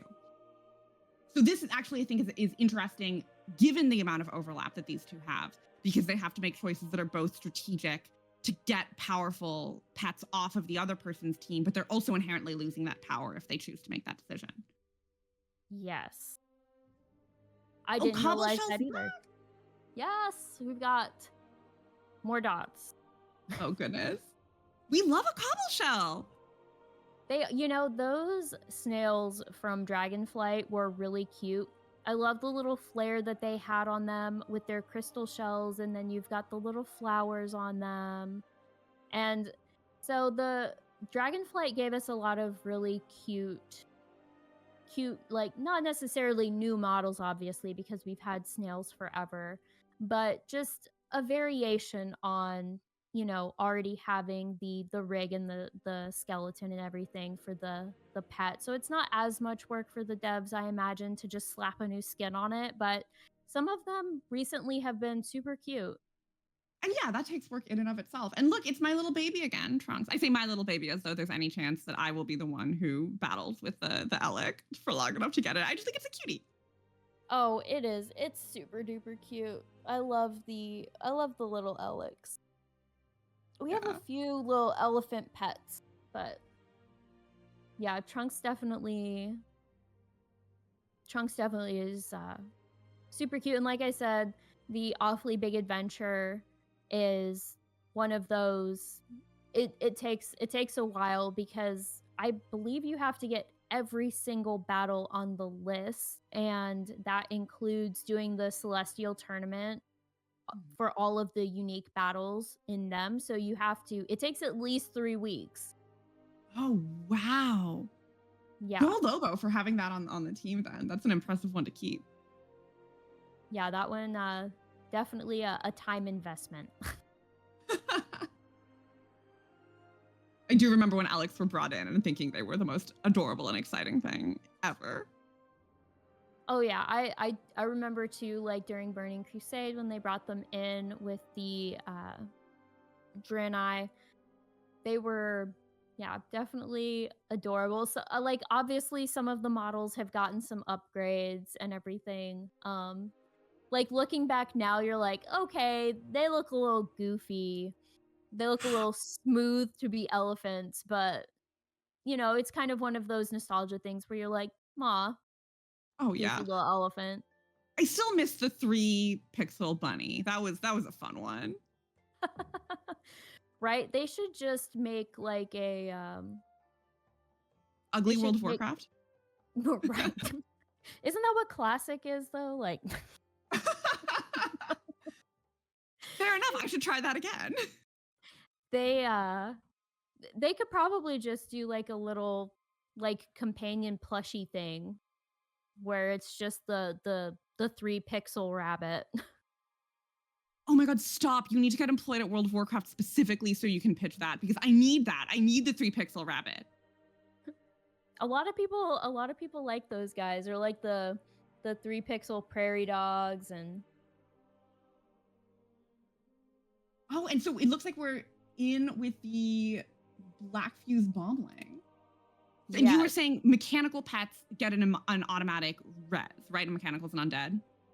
Yes, they do. So the mechanical pets, their resurrection is a little more haphazard because all they do is they come back to life with, I believe, like 20% of their health or something. But the undead Okay. pets, they come back into an immortal round, so you can't kill them. Whereas the Black Fuse Bombling, if you've got maybe a staggered damage ability, something like early advantage, if you hit them the first time and they die, and then you get that bonus damage the second time, their resurrection could be completely meaningless, whereas the undead don't have to deal with that. Oh, and it looks And- like Squally, which you were saying you were excited to see, right?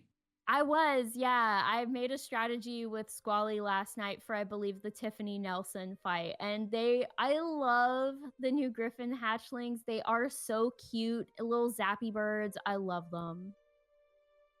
Goodness, I'm so excited. We got a lot of flying here. Yes, Plus we Trunks, sure of course. do. Our little ground buddy.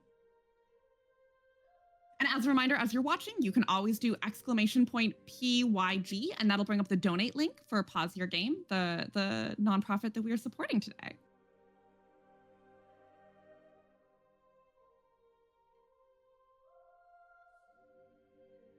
And let's see, Celestia said Squally was a good mascot last season, and for sure. Squally was probably one of the models that was in the trophy from last season as well. Oh, that makes sense.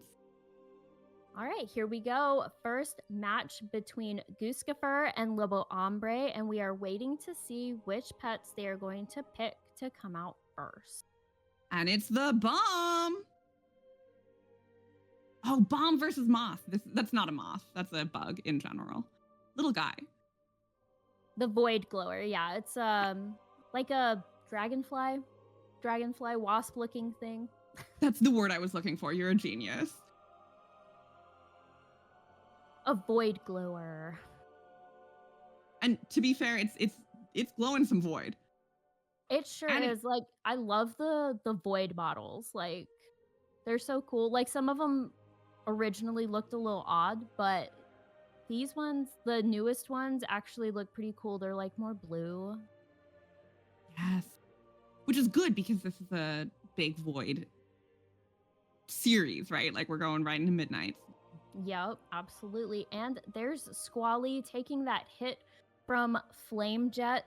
And unfortunately, they also got the burning effect from Flame Jet, which isn't always a guaranteed hit on it.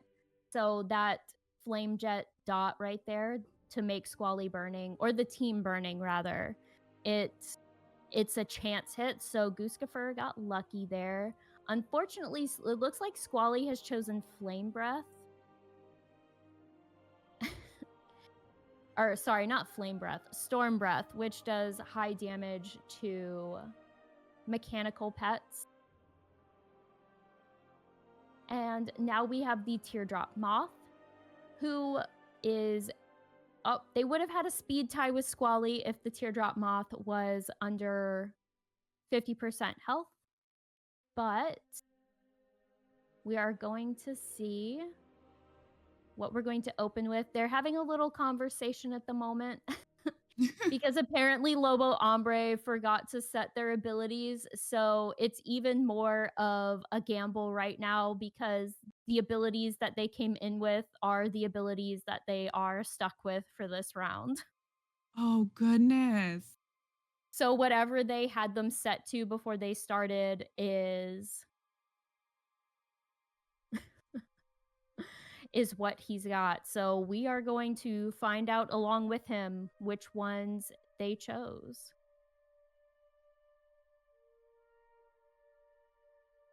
I think someday people should run like a randomized pet battle encounter where you have to, like, the whole point is you have to kind of go on the fly and see who can RNG their way into a win.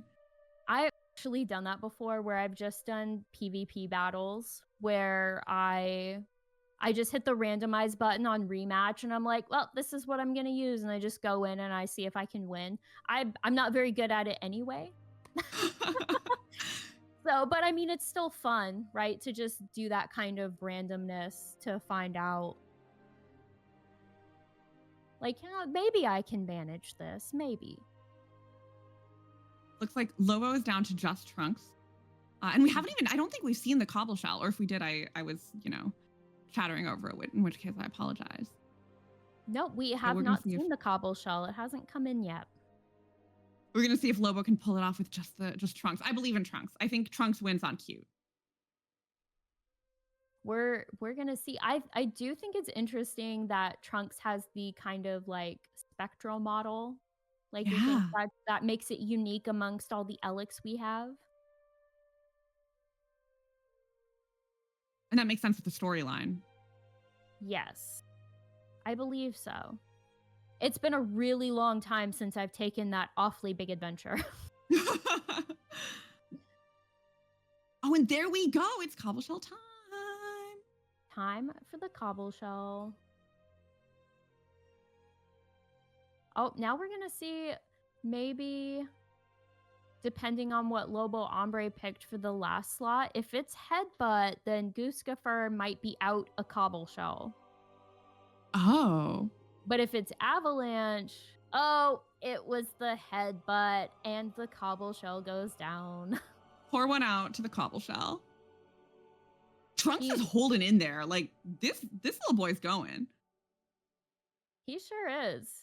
He's lasting. Now, if he had put Moonlight up, he would have, or if he'd remembered to pick his abilities and had Moonlight up, then the Teardrop Moth probably would have a much tougher time.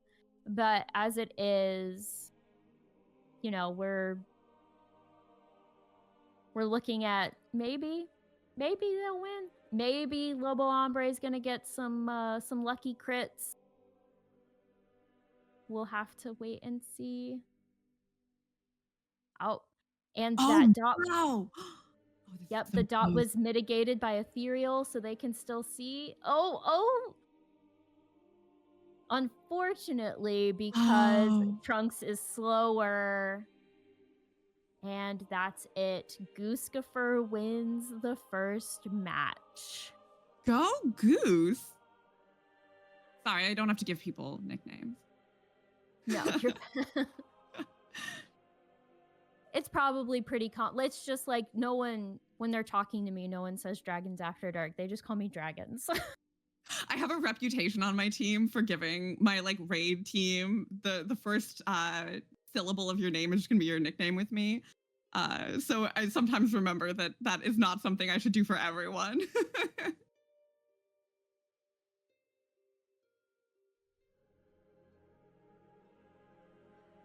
And now we are waiting for Gooskaffur to be ready to start the next pick ban for their second matchup.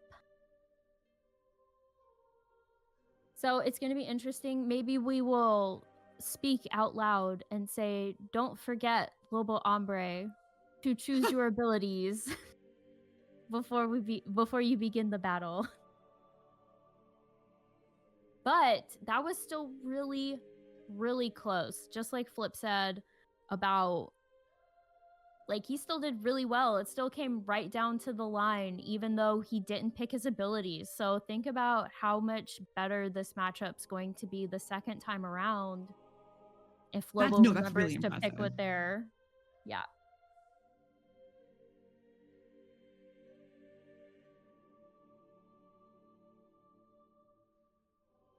All right, looks like they are ready to begin their banning.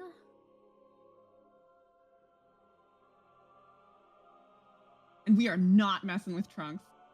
No, we're like, nope, not You today. said not a chance. Yeah. Trunks or Squally. Did not like. 10 out of 10. Do not want. Did not like. So that was a little too close. All right, it Oh, looks and no like the Robo tier. Clicker again. And the Yeah. teardrop. Yeah, like I said, I'm not shocked to see, like, after the first time going against the teardrop that someone picks, like, picks them to ban. Oh, and it's time to see the Karaji Guardling. Go Lobo. That's exciting. Yes. So this one's going to be interesting. That is the one pet, like, that they could have on their team to have Sandstorm or Call Darkness. So they've chosen the Karaji Guardling. And what's interesting about pets that have the humanoid pets that have Sandstorm is you get the big hit from Sandstorm, and as long as you're hitting the other pet, you're getting that humanoid passive of healing a percentage of your health every round. But also, Sandstorm mitigates the damage to you. Unfortunately, it also reduces the accuracy of both of the pets unless they are elemental. So you mentioned that weather is particularly strong. Can you just give me a super quick rundown of what weather, like how weather affects the game in general? So all of the weather abilities have both positive and, I believe, negative. Most of them have negative and positive effects. So Sandstorm will reduce the amount of damage that hits you depending on the strength of the pet who used it. So the stronger the pet, the higher the amount of damage it'll mitigate. And it also reduces the accuracy from 100% to 90% unless the pet is elemental or has kind of like an accuracy buff. Call Darkness kind of does the same thing with accuracy, but it also reduces healing by 50%. So that's another good one to use against like the humanoid pets. I believe it impacts their racial healing, and then if you're going against anyone who does passive healing, kind of like those sunlight teams, it's shocking, right? You counter sunlight with darkness. It looks like we do have our weather matchup because we have the Guardling with Sandstorm and the Amalgam with Darkness. Yes, We'll so see how we those two- are. Yeah, we're going to see weather against weather. Now, what's interesting is that neither of them have any kind of accuracy buff. So that gives us that 10% chance that all of these abilities, after they use these weather abilities, miss. And it's also going to come down to, well, who gets to use their weather ability first? Because the Umbrella Amalgam is super fast in their speed breed. And if they use Call Darkness first, and then the Karaji Guardling tries to use Sandstorm, Sandstorm might miss. Oh. It does also And- look like Gooskaffur did not like the lineup last time. All three of those are hard banned. Yeah, not really surprising. It's like, I don't get my blind, you don't get your blind. That's how this is shaking out. Which, fair enough. And it looks like they've chosen the Mechanical Pandaren Dragonling, so we're probably going for some of that block with Decoy and the team damage on Thunderbolt. Which, you know, the Mechanical Pandaren Dragonling, another one of those, like, classic older pets, it has kind of fallen by the wayside because 309 isn't, like, we're not seeing a lot of pets that have that kind of speed be like a fast speed, right? Like we're seeing things like the Umbral Amalgam with 357, or let's see, what's super fast? Oh yeah, the Lost Quill at 366. So we're seeing some really speedy pets coming out these days. So unfortunately, the Mechanical Pandaren Dragonling, while still okay, it's not used quite as much as it used to be. Well, I'm excited to see it in play. We love I love anything dragon related. I'm somewhat of a fan myself. I kind of like dragons a little bit. Really? You're that's fascinating. I never could have guessed. I know, right? No, absolutely not. Oh, and Bone Serpent. So we're going dragon versus dragon. Unless the Bone Serpent's a snake, in which case I'm gonna look very silly. I think it's just kind of like the Bone Serpents, like kind of like the like Hakar. So it's a small skeletal version of that. Gotcha. Okay. That's what I was expecting. So never mind. I'm a genius. I know all the pets.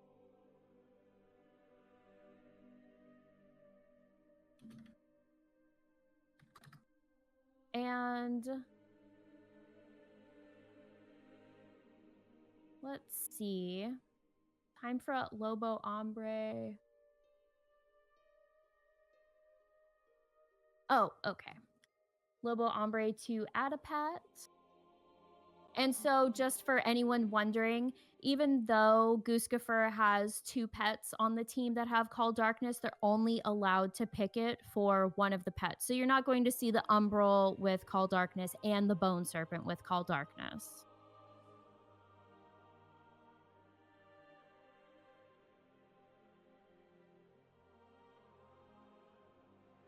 Which I guess also frees you up to get a second slot, like a more powerful ability in general. Yes. So depending on, and this is another one of those, they might play off of each other. Like we might see the Umbral Amalgam put the Call Darkness down, and then the Bone Serpent's going to use its Nocturnal Strike. We'll just have to wait and see. Oh, and we got that Lost Limb. We got a couple undead, so that's exciting. We'll see that cool little res, or maybe not. Maybe neither of them will get knocked out. True. They might not like ultimately die, finally die. As a previous undead main, I'm very committed to keeping the undead alive. Absolutely. And we will see, I believe the Lost Limb has multiple breeds, so we'll see what breed they have, and probably speed breed, because like I said, speed is king. And I'll be interested to see whether they're going to pick Death Grip for the Force Swap or Unholy Ascension to do that team damage. I imagine they'll pick Bash just because I don't see any poisons on the team to help buff that Sludge Claw. And then maybe Empowering Strikes depending on what Gooskaffur has, or maybe Punch. It does make you wonder, because all of the running hands that we have in the game are all left hands, so it kind of makes you wonder where all the right hands have gone. Oh my goodness. Maybe that's the plot of Midnight. Maybe or the Last Titan. They say it's the Last Titan, but it's actually the lost right hand. It's last. Right. It's all of them.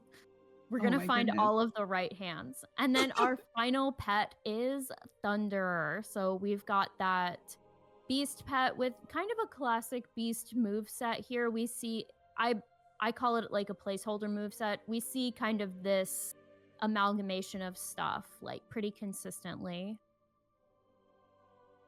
So like the Claw and Pounce, and then the Rake and Feed and Devour and Prowl. Like that one's pretty typical for at least probably a couple expansions now.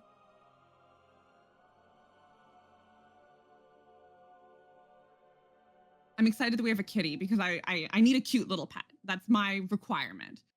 You know, you guys can do your mechanical, like, oh, we need the, only one of the overpowered abilities, and I just want a little cat.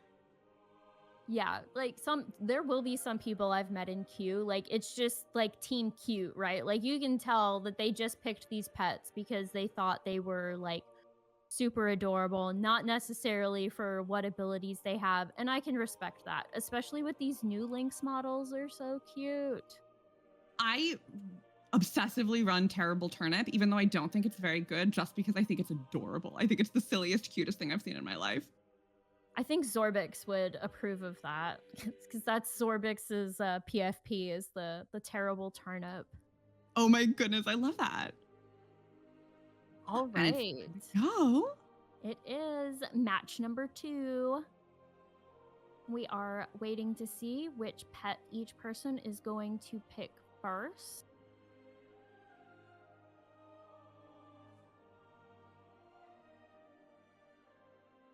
Bone Serpent.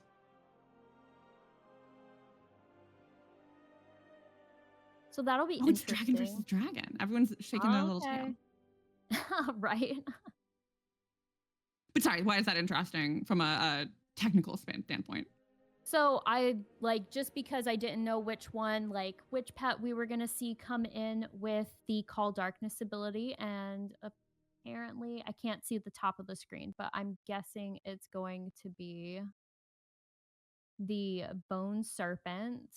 I actually like that model. I'd love to see them come back and do a more detailed model of the Bone Serpent. And as we guessed, definitely had that Thunderbolt ability. So that does all that team damage. And then you are going to see the Bone Serpent do strong damage with its Bone Barrage against the Karaji Guardling, which is why that little bone dot came up and said strong. And it looks like we don't have darkness up on the world. Am I correct, or am I missing a little spot? Not yet. So the Bone Serpent hasn't used Call Darkness yet, but we'll see. I'm wondering if each is waiting for the other to use their what? Oh wait. Okay, so we have the stun. We've got Blackout Kick from Karaji Guardling. Ooh. So now we wait to see what Gooskaffur's response is, and we are swapping to the Umbral Amalgam, which is a good pick because that means that it's limited in how much damage it can take from the Sandstorm, because again, the magic pets can't be dealt more than 35% of their health at a single time.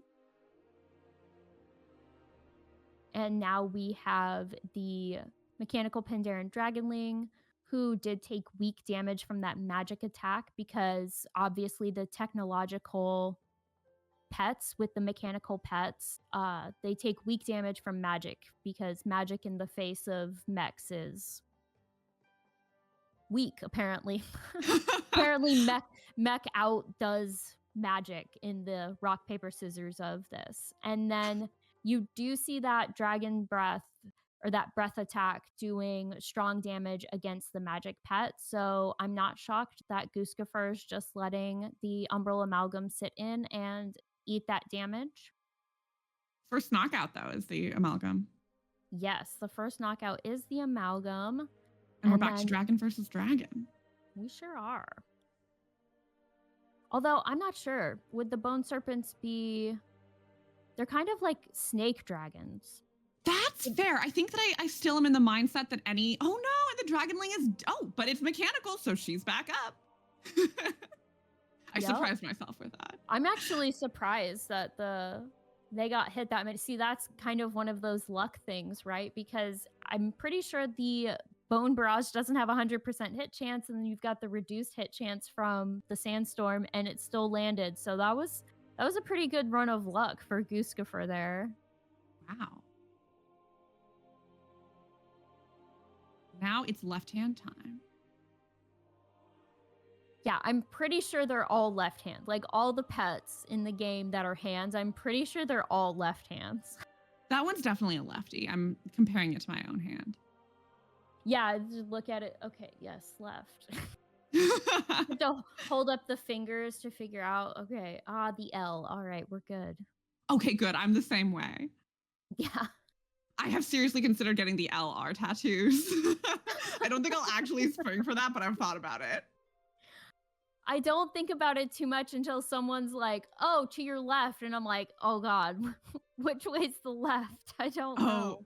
I got dragged so hard by my driving instructor because she'd be like, okay, turn left, and I'd go the wrong way. Like you're stressing me out. Just point. Literally. All right, so we swapped in and out between Thunder and the Bone Serpent, and which was a good call because the Bone Serpent still had its resilient buff, so that makes sure that a pet can't be like stunned and then they recover and then they get stunned again. So the resilience gives you a little breathing room on that. And Gooskaffur has opted to use Prowl. I wonder if they're going to try and do maybe a heal, or we are going to see. Dragonling is down, it looks like. Yes. And we did get that heal from Feed, which had that hit buff from Prowl, so it gave them an extra big heal. So it's almost like you're facing this pet all over again. Yes, it's basically the only one that's almost full on the screen anymore. Exactly, which is why those heal abilities can be so powerful. And we have another stun. So Lobombre's strategy this time around was definitely use the stuns, because they have made good work of Gooskaffur's team so far and kind of almost forcing his hand for those swaps. Yes. See how long this Lost Limb can hold out, though. Yeah, because so we might get the force swap and then the bash again, maybe. So we force swap with Death Grip because we can't use bash because Thunder has the resilience up.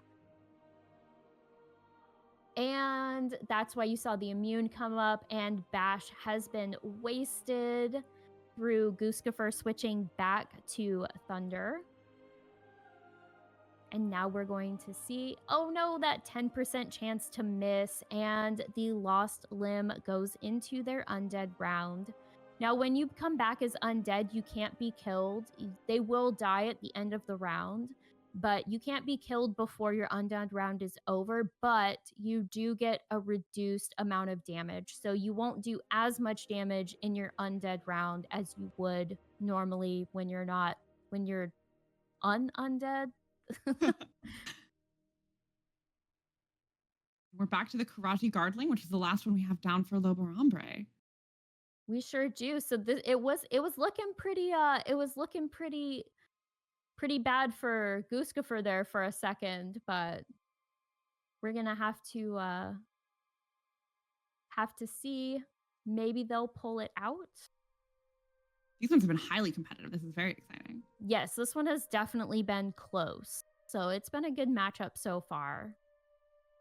And this was a good call for Gooskaffur to bring in the Bone Serpent to, just like the Lost Limb, get that undead round, take that big... Oh, and see, just like I called it, Sandstorm tried to use Darkness, and we had that miss. Oh, no.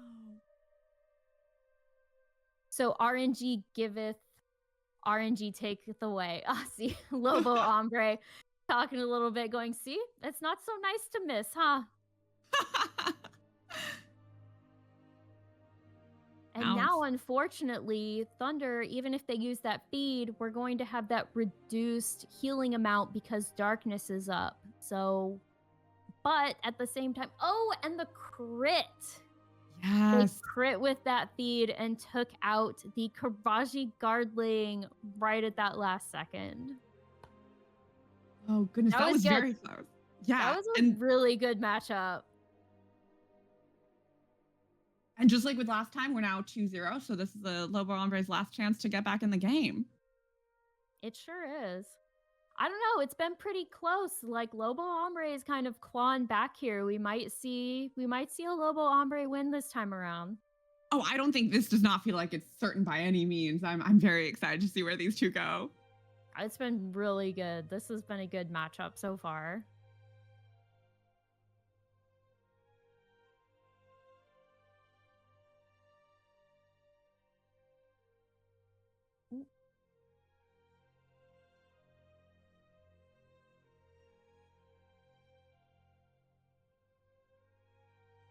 And then we are back to the pick ban screen, and we are going through that now. Right now it's time for Lobombre to ban 2 pets. So this season started out March 28th. So these guys have been battling out for these positions since March. Like, that's a while. I'm like super proud of all of these people for sticking with it since March. Yeah, no, there's clearly pet battling is a lot of commitment, and especially these 4 have really been fighting. Absolutely. And some of these pets they come in multiple breeds, so you have to farm for the correct breed and everything, like especially the speed breeds. And some of them have the full range of breed amounts. So you have like 10-ish breeds to pick from. So, and especially like the Umbral Amalgam is only up when the crystal's dark and you're trying to get the speed breed, and there's not like a whole lot of spawns of them. So it can be quite a bit of a wait.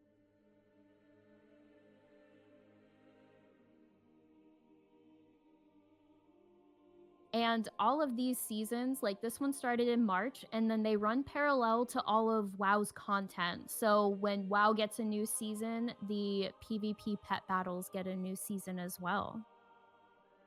Oh, I'm over the moon. We officially have a Lime Robo-Clucker in. Ah, that's it. Good.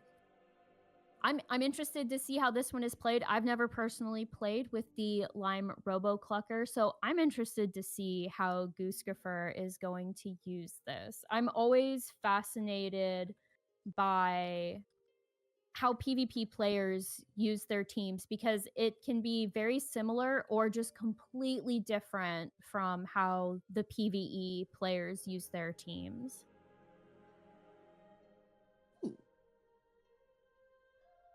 Oh, that Nightshade Sproutling.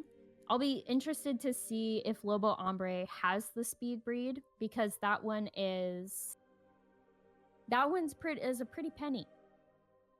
But that might be to help counter some of the weather that Gooskaffur might pick, because the elemental pets are not impacted by negative weather effects, so they don't get that reduced hit chance from the darkness and sandstorm.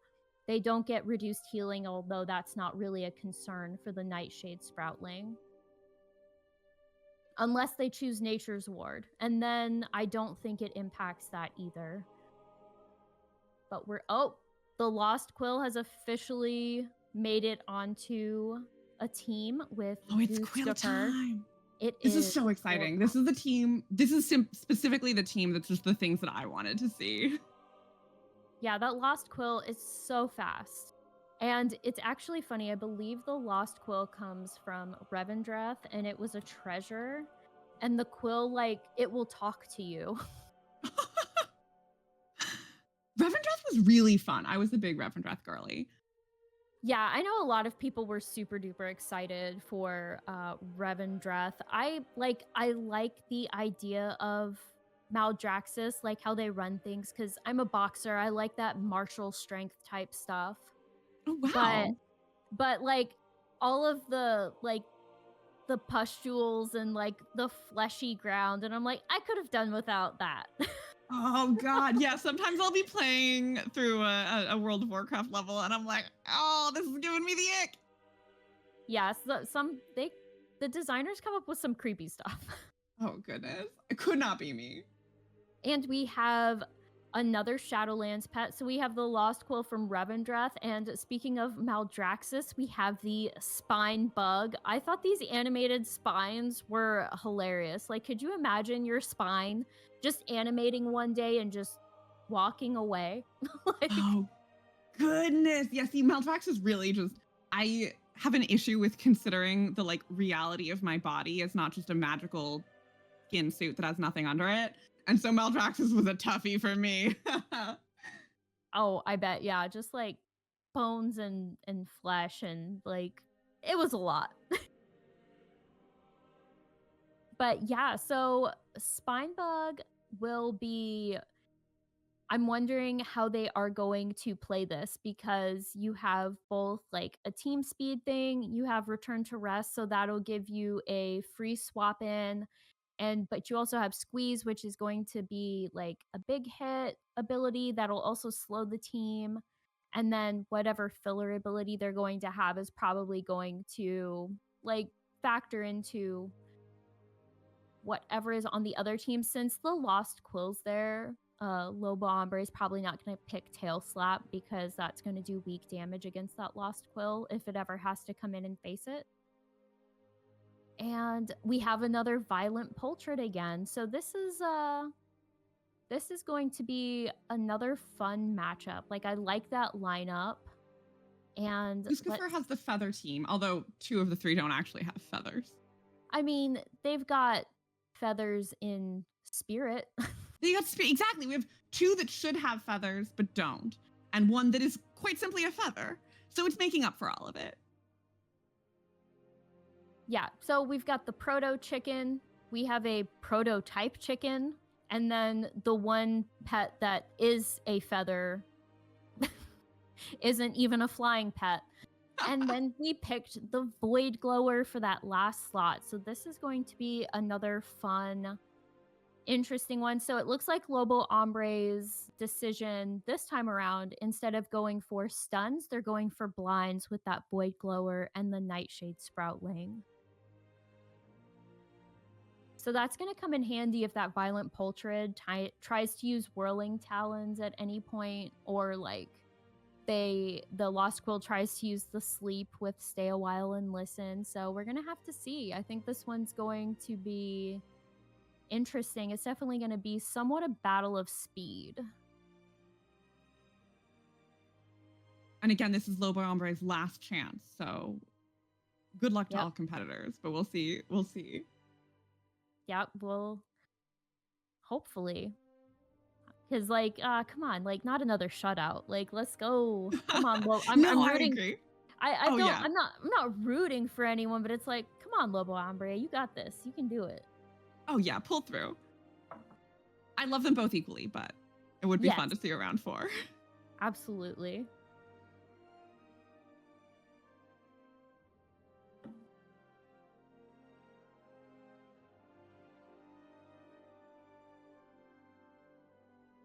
But yeah, so we were talking about how when the season 2 began and how it cycles through with WoW season. So if anyone is interested in joining in and doing this again or for the first time, it runs parallel with WoW's seasons. So when season 3 comes up, so will season 3 of the pet battles. Although I don't know how many seasons are typical. I don't keep track of the seasons in an expansion. I'm assuming there's going to be a season 3.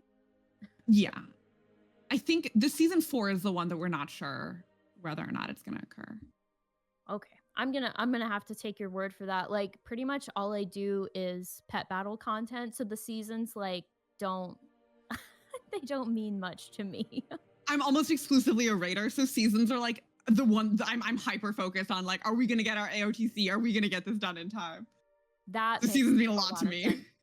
Yes, yeah. So much more to you than me. Mostly I'm just like, is there any PvE pet battle content this time around? No? Okay. And it looks like it has started. We've got the Void Glower, and unfortunately, I had an ad pop up. Oh, wait, there's the stream. Okay. The Void Glower and the Lime Robo Clucker, and they have gotten that Void Glower below 50%. Gooskaffur's own favorite. Yes, the Lime Robo Clucker, and trying to use that Force Swap. I do also love the names that people come up for their pets. That's Oh, always I a know. fun extra. It's throwing me a little bit because I keep looking at the top at the names to say the pet name, and instead I've almost called them what they've named their pets, and I'm like, that's not going to make any sense.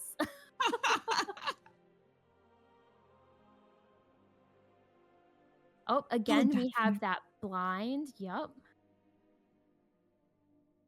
And I think what Gooskaffur's hoping here with that reduced damage. That's what that is over there. Reduced damage debuff. They're hoping that whatever Lobombre is throwing at them is not going to hit as hard, which it didn't. The Call Darkness didn't hit quite as hard as it could have. Chicken number 2. Chicken number 2, yes. The proto chicken. I Oh, actually yeah. really loved these models. Like some of the Zereth Mortis models were kind of like I don't really like the proto avians, but I love the proto chickens. Yes. And now we've got that dot going up on the team for that bleed. And because the Lime Roboclucker had that dot on them, they did unfortunately hit their mech round in the background, and that's kind of what you saw going on back there. And now we've got the Nightshade Sproutling. We still have that bleed on, and oh goodness. They did manage to get the blind on, but that dot did take them out. So now it's Ooh, all up to Spine Bug. all up to the spine bug. Gonna see what Lobombre is going to do. And we've got the miss. Okay, so we did grab the tail slap, I believe is that ability. And it looks like, and now that Spinebug has gotten the Violent Poltrid to below 50% HP, Spinebug is faster. It was one of probably the faster pets we got in Shadowlands. It is a cutie. I would not have he expected is. to say that about a spine, but it's a Right? cutie. It is a little weird to go, oh yeah, that's a super cute spine you've got there. Oh, and it's Quill time. We're bringing Quill versus Spine. Oh, and they dodged that. Ooh. Oh, and Gooskaffur has officially put the spine to sleep. Oh, no.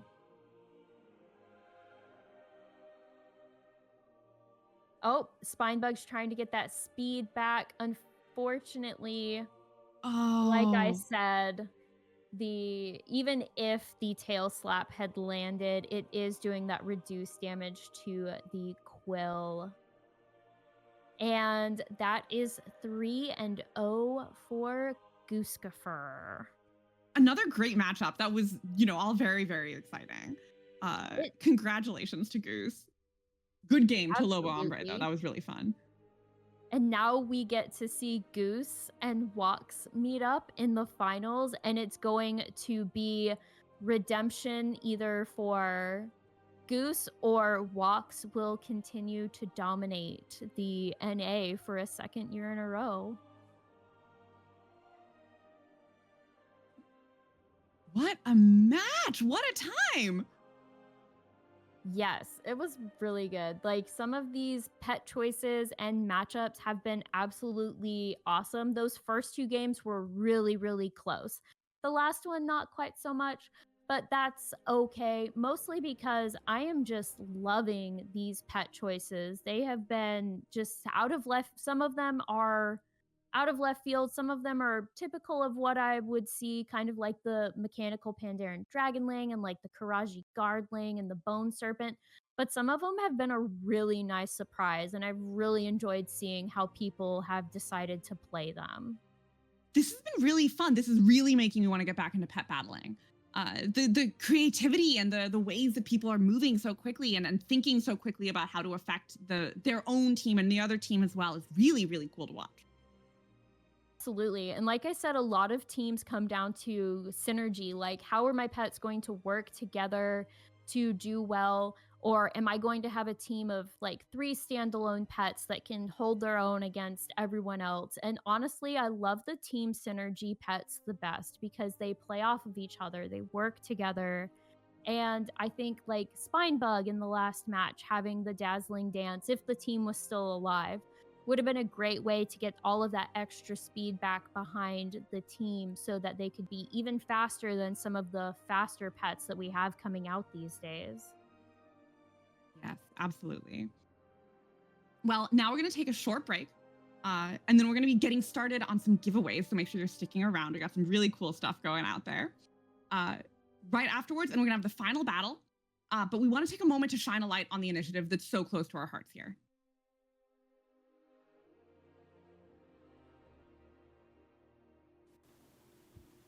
So, fun fact. The only reason why Pause Your Game even exists is because someone I met on a video game saved my life, and a rescue dog gave me an actual reason to stick around for it. So, what's Pause Your Game?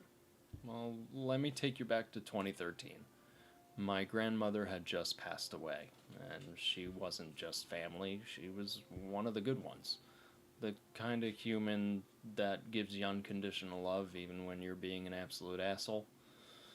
Losing her didn't completely break me, but it knocked the joy out of the room for a while. I wasn't spiraling yet, but I was definitely sad, numb, floating through my days like a background NPC.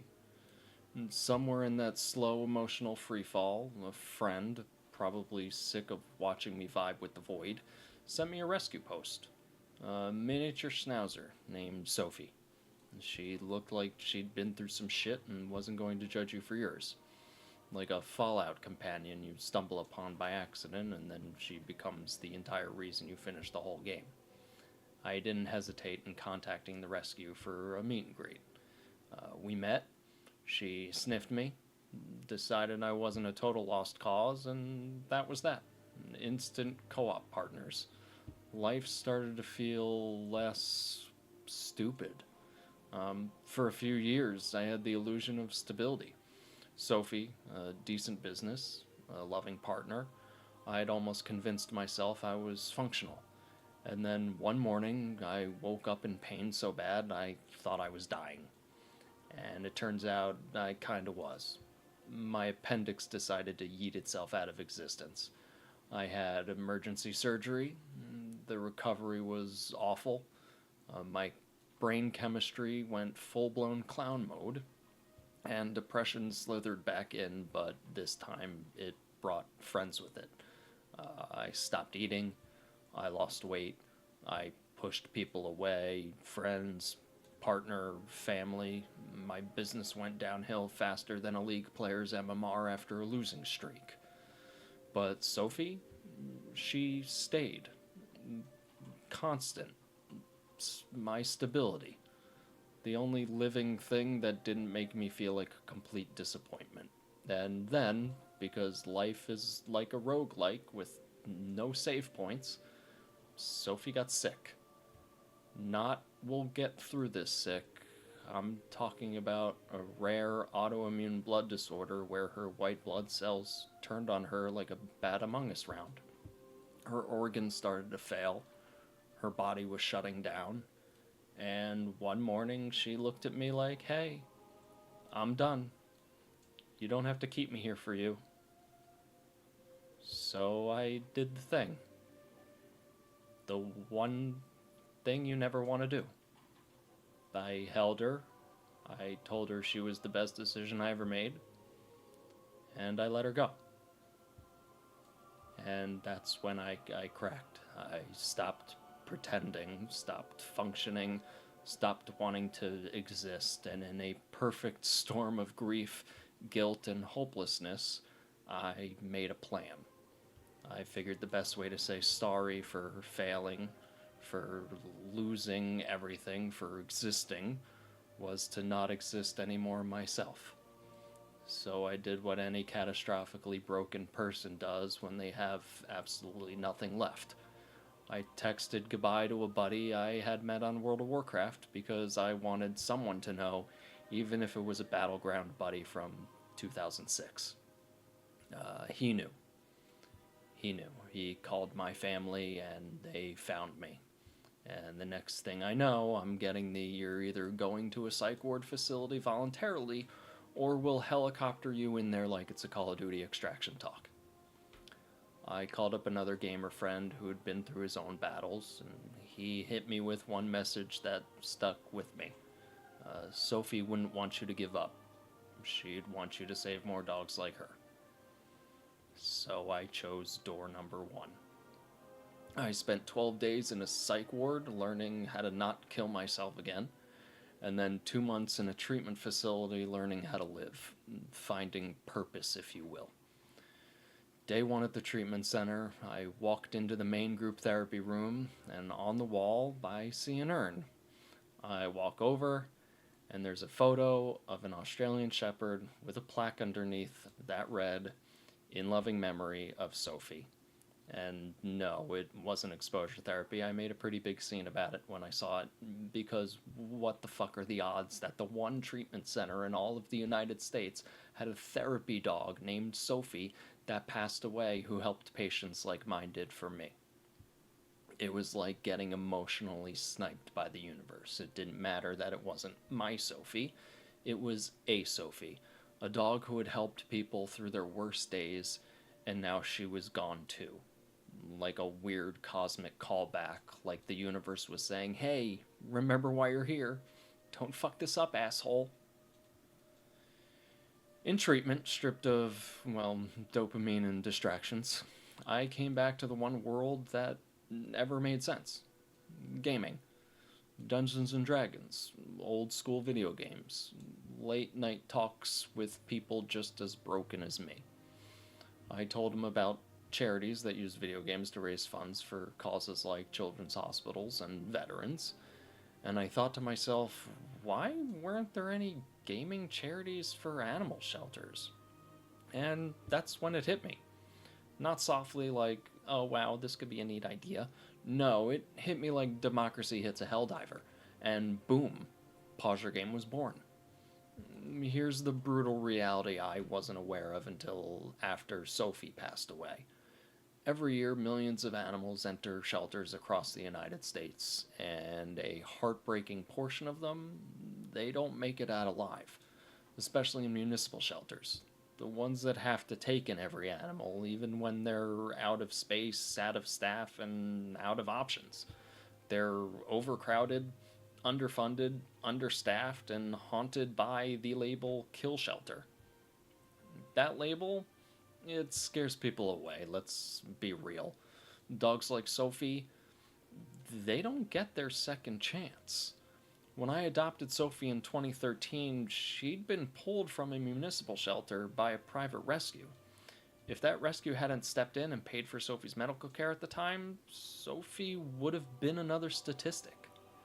That same year, 2.7 million animals were euthanized in the United States alone, and not all of them needed to be. Let that sink in. No Sophie, no PawsYourGame.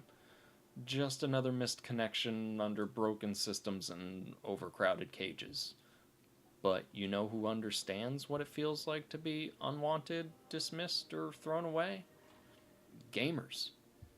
Look, we're not exactly society's favorite group of people, but we stick around. We show up even when no one else does. We know what it's like to feel broken, ignored, or like you don't have a place. So when we do care, we show up with everything. There are 220 million gamers in the United States. If 5% of us volunteered, donated, or even advocated for local shelters, we could end shelter euthanasia. Not someday, now. And we already are, or at least making somewhat of an impact. Since launching PawsYourGame, the gaming community, the very one society loves to mock, has raised close to $100,000 for shelters and rescues in our partner network. We helped launch a mobile vet clinic, helped countless homeless strays, pets that wouldn't have had a chance at adoption otherwise. We kept hospice dogs comfortable in their final days. We helped spay and neuter pets that streamers rescued and assisted with medical emergency bills when our own community needed it the most. And Sophie? She made it into a video game. First Class Trouble. You could unlock her face as a Twitch drop. My dead dog became digital loot. Tell me gamers don't make magic out of grief. This isn't about saving animals. It's about remembering that no matter how broken, fucked up, or villainized we feel, We're capable of doing something good, something real, something worth sticking around for. Gaming saved my life. Now it's time we use it to save theirs. For those without a voice. Are you ready to pause your game?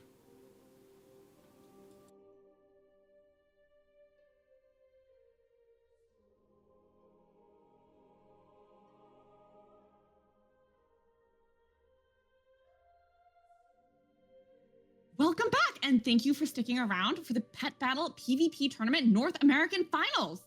Now, before we jump back into the Pet Battle action and start the giveaways, we want to highlight one of the most impactful ways Pause Your Game is turning donations into real-world hero moments. This next initiative is called the PvE program, and in this case, PvE stands for Pledges versus Euthanasia. The PvE program is Pause Your Game's rapid response rescue system. When a shelter animal lands on the euthanasia list, they instantly deploy a $500 pledge to any approved rescue willing to pull that animal. It's like a real-time power-up, fast, automatic, and designed to save lives before it's too late. Every donation fuels the next rescue, creating a chain of life-saving combos.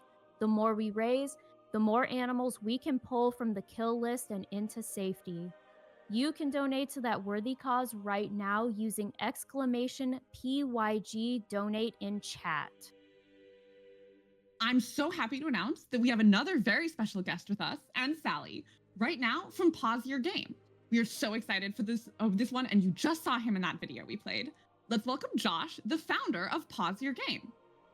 Josh, can you please tell us about how Pause Your Game started and also the journey that Pause Your Game has been on? Absolutely. Thank you all for having me, first off. Secondly, how Pause Your Game started. Well, how I met the person that saved me initially was through fighting them in Stranglethorn Vale 20 years ago, maybe a little longer than that. It was during the original World of Warcraft, and he was Alliance and I was Horde. And we kind of built a friendship over killing each other over and over again. And I know that sounds very strange, but weird things happen in this world. Very World of Warcraft. Yeah, very World of Warcraft. And forums started talking, and then we spreaded a friendship, and the rest is kind of history. How things escalated was Sophie unfortunately got very, very sick, and she wasn't showing any signs up until it was pretty much too late to save her. And where I was in my life at the time was not a great place mentally. I am totally okay now, so nobody has to worry about that. But during that time, I had to put her to sleep, and it just broke me. And I literally said goodbye to one person, and they immediately contacted my family because they knew something was wrong. And a couple days later, I ended up in a treatment center, and then residential treatment. And then during my time in residential treatment is when I came up with the concept for Pause Your Game. And I just thought that there was no charity out there that focused directly on funding underfunded shelters. And there are some out there that focus on their own, like let's say the ASPCA or Humane Society, but there's none that are pretty much an umbrella that saves and helps all shelters. And that's where Pause Your Game comes along. We partner with every rescue that we can, and we try to help out wherever we can in terms of funding, volunteering, putting on special events for them. You name it, we try and do it. So that's kind of how Pause Your Game came to be and happened in a nutshell. Oh, and first of all, can I just say I am so glad you're with us, and that you've been able to do this incredible work and help these amazing animals and fill a really important gap. Can you tell me, what would you say to somebody who is a gamer specifically, who's considering getting an animal? Always try to go to your public shelter first. if you were thinking about getting a pet. There's obviously breeders out there that are very ethical. I don't want to bash them, but if you had a first choice, always go with a public shelter. Second, go with a private shelter. And then third, go with a breeder.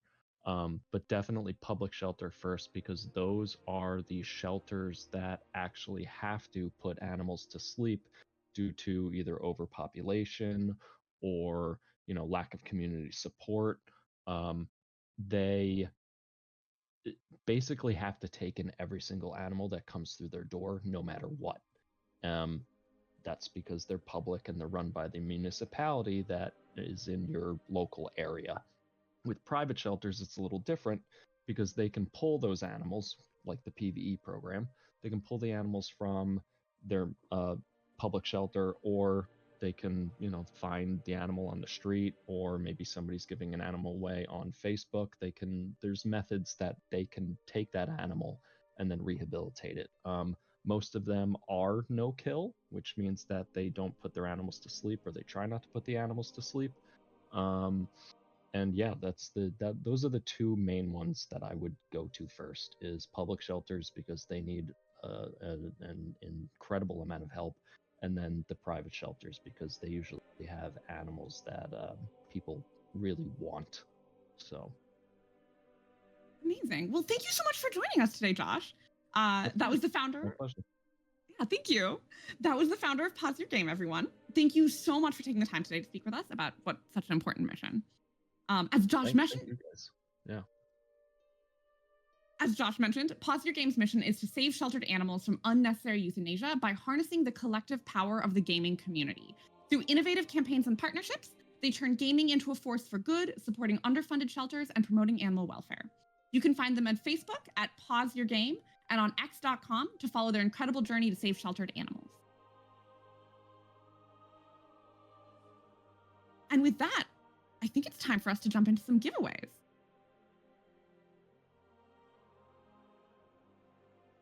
So our first giveaway is very exciting, very cute. It's going to be a cat plushie, and it's also going to be a dread hatchling pet. So you only get one when you enter. The person who goes first is going to be getting the plushie. The person who is selected second is going to get the dread hatchling.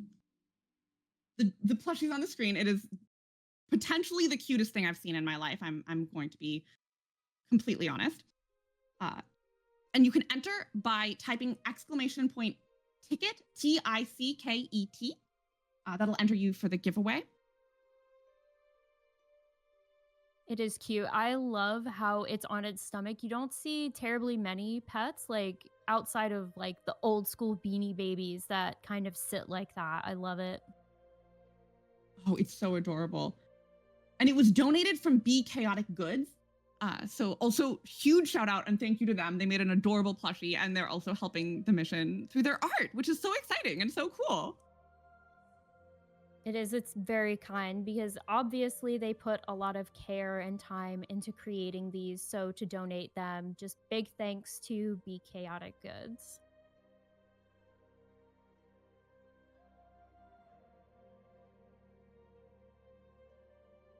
I love the colors too. Oh yeah, it's so cute. I don't know that I've ever seen coloring like that on a cat, but I love it. It kind of almost looks like it's got like one of those Japanese bowl cut looking haircuts. Oh, you're so right. It's like a little anime baby. It's so cute. And because we are on the internet, of course, there's a banana for scale. Of course.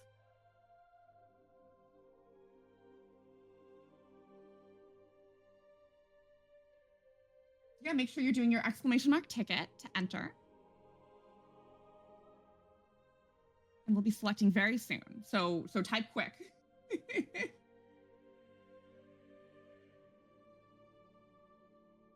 And while we wait, can I just say, like, today's matches have been great. I honestly wasn't expecting, like I said, the breadth of pets that I've seen used here today.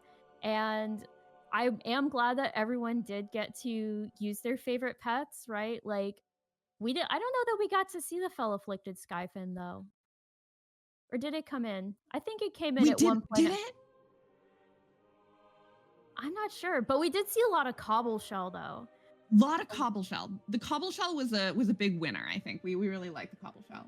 Yeah, I think most popular along with like, and it's interesting because I think it outdid Jingles, which is a surprise. So it looks like we have our winners in for the giveaway. So first is going to be Celestius07, who's going to be winning the plushie.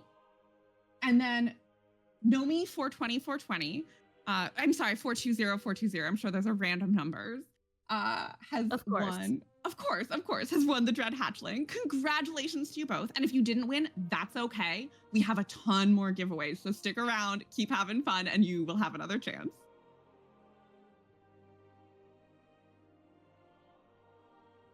Right. And so far, the tournament has been going great. And just like I talked about earlier, we are seeing that rematch from season 1 between Gooskaffur and, oh my gosh, I'm so bad with names. Hold on. Woxbc. I almost said Vox, and I'm like, I know it's not Vox. It's actually the news site is coming in. Right? The whole group is all going to be playing together. So it is a rematch from last year. So Gooskaffur and Woxbc met for the NA finals last year, and Woxbc came out on top. So we are going to see if Gooskaffur can pull out the win this year and become the NA champion, or Woxbc will be our undefeated 2-time NA champion. Yes, I'm sure this is very exciting for both of them and feeling a little deja vu. Absolutely. So, I mean, I'm not saying there's any grudges here or anything. I'm sure it's, you know, good sportsmanship all around, but like if I was Gooskaffur, I'd be like, yes, I'm going to beat Wox today. Like that's what I would be thinking is, what am I going to do to get this win today? Oh yeah, a lot of meaning in it. And what you can see on your screen right now is the full bracket from the full tournament. So like we said, this has been going since March 28th. So people have been working very hard for a very long time. So again, another huge congratulations to everyone who's here today. Everyone worked so hard to get here. Everyone won so many matches, and everyone did a really, really good job today. And there is the NA and also the EU who will eventually battle each other to see who's the real winner. That'll be next weekend, I believe, on July 5th. Yep, next Saturday, July 5th. It will be a little earlier, so make sure you check your local times so that you're not missing out, because it'll start earlier in the day than it did today, because of course we have an EU player versus an NA player, and the time zones get kind of wacky when you try to combine those things.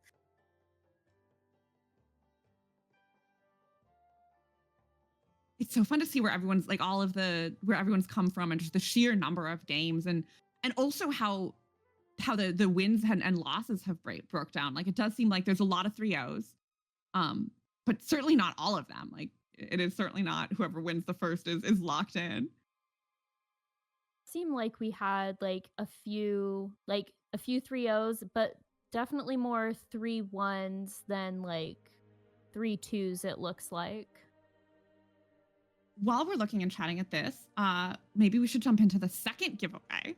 So this one is only going to be for a sun-warmed fur-lined mount, which is, by the way, adorable. The cutest thing I've seen in my life. So good luck to everyone. Again, to enter, you do !ticket, TICKET. And there will only be one winner chosen for this one, but good luck. Good luck to everyone. Good luck to everyone who enters. I love that. I use it with my blood elf because it just seems totally appropriate for so a perfect. blood elf to ride a giant cat, because blood elves are, I mean, they're basically like the cats of elves, aren't they? Oh yeah, they're the lynx race, right? I'm not fully inventing that memory. I'm not sure that the sun-warmed feline is a lynx, but it does look very lynx-like. Oh no, absolutely. No, yours is special. Don't worry. I'm sorry, they're called fur lines. I've been calling it feline. I mean, it's basically, first of all, they're clearly trying to get you, right? Like it's clearly a silly little cutesy thing, but presumably it is also a feline. I'd be concerned Yeah. if it's not. Yeah. Yeah, I'd be like, okay, well then what exactly is it?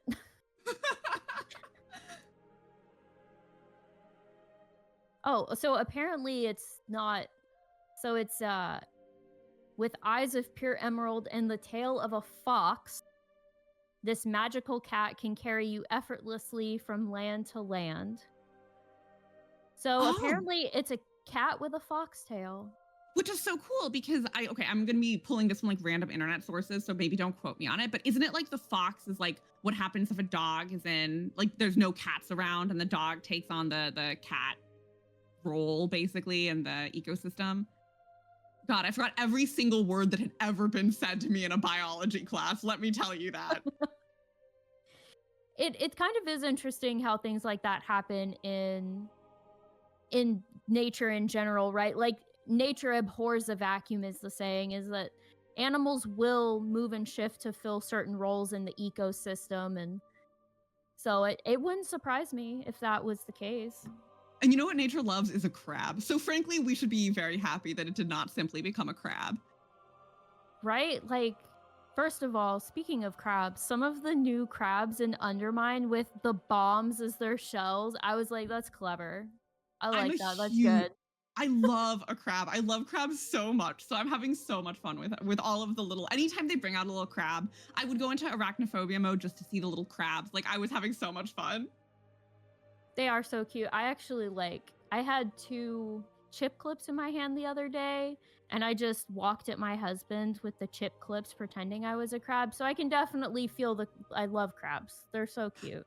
They need to put a dragon crab in the game. That needs to be one of the new pets specifically for you. That would be cool. Yeah, right? It could have fun little abilities. You know, I couldn't think of them, but like flying pincers? You know, I always read way too much as a kid. I always obviously I give feedback and everything for the pet stuff on the PTR. And one of the things I noted is for the newest 11.2, we are getting a couple more of the ethereal cats who they kind of look like Cyclops cats. They don't really have faces per se, right?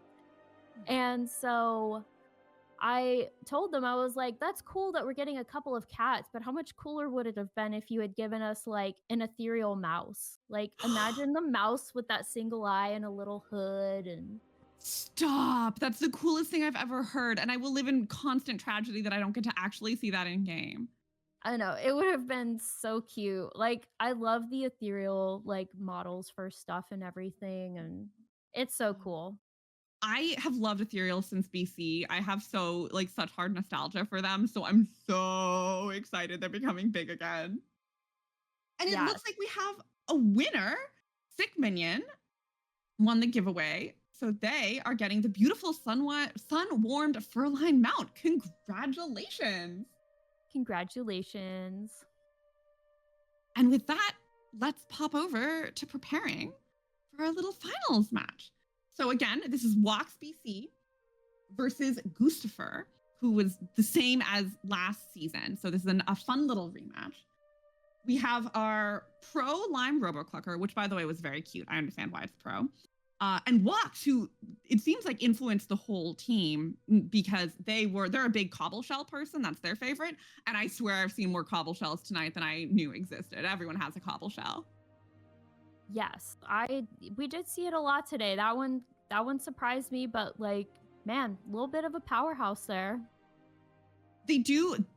It's very interesting to me to see the violent huge pultrid is also Wox's least favorite, and we've seen that. That is a tough little chicken to beat.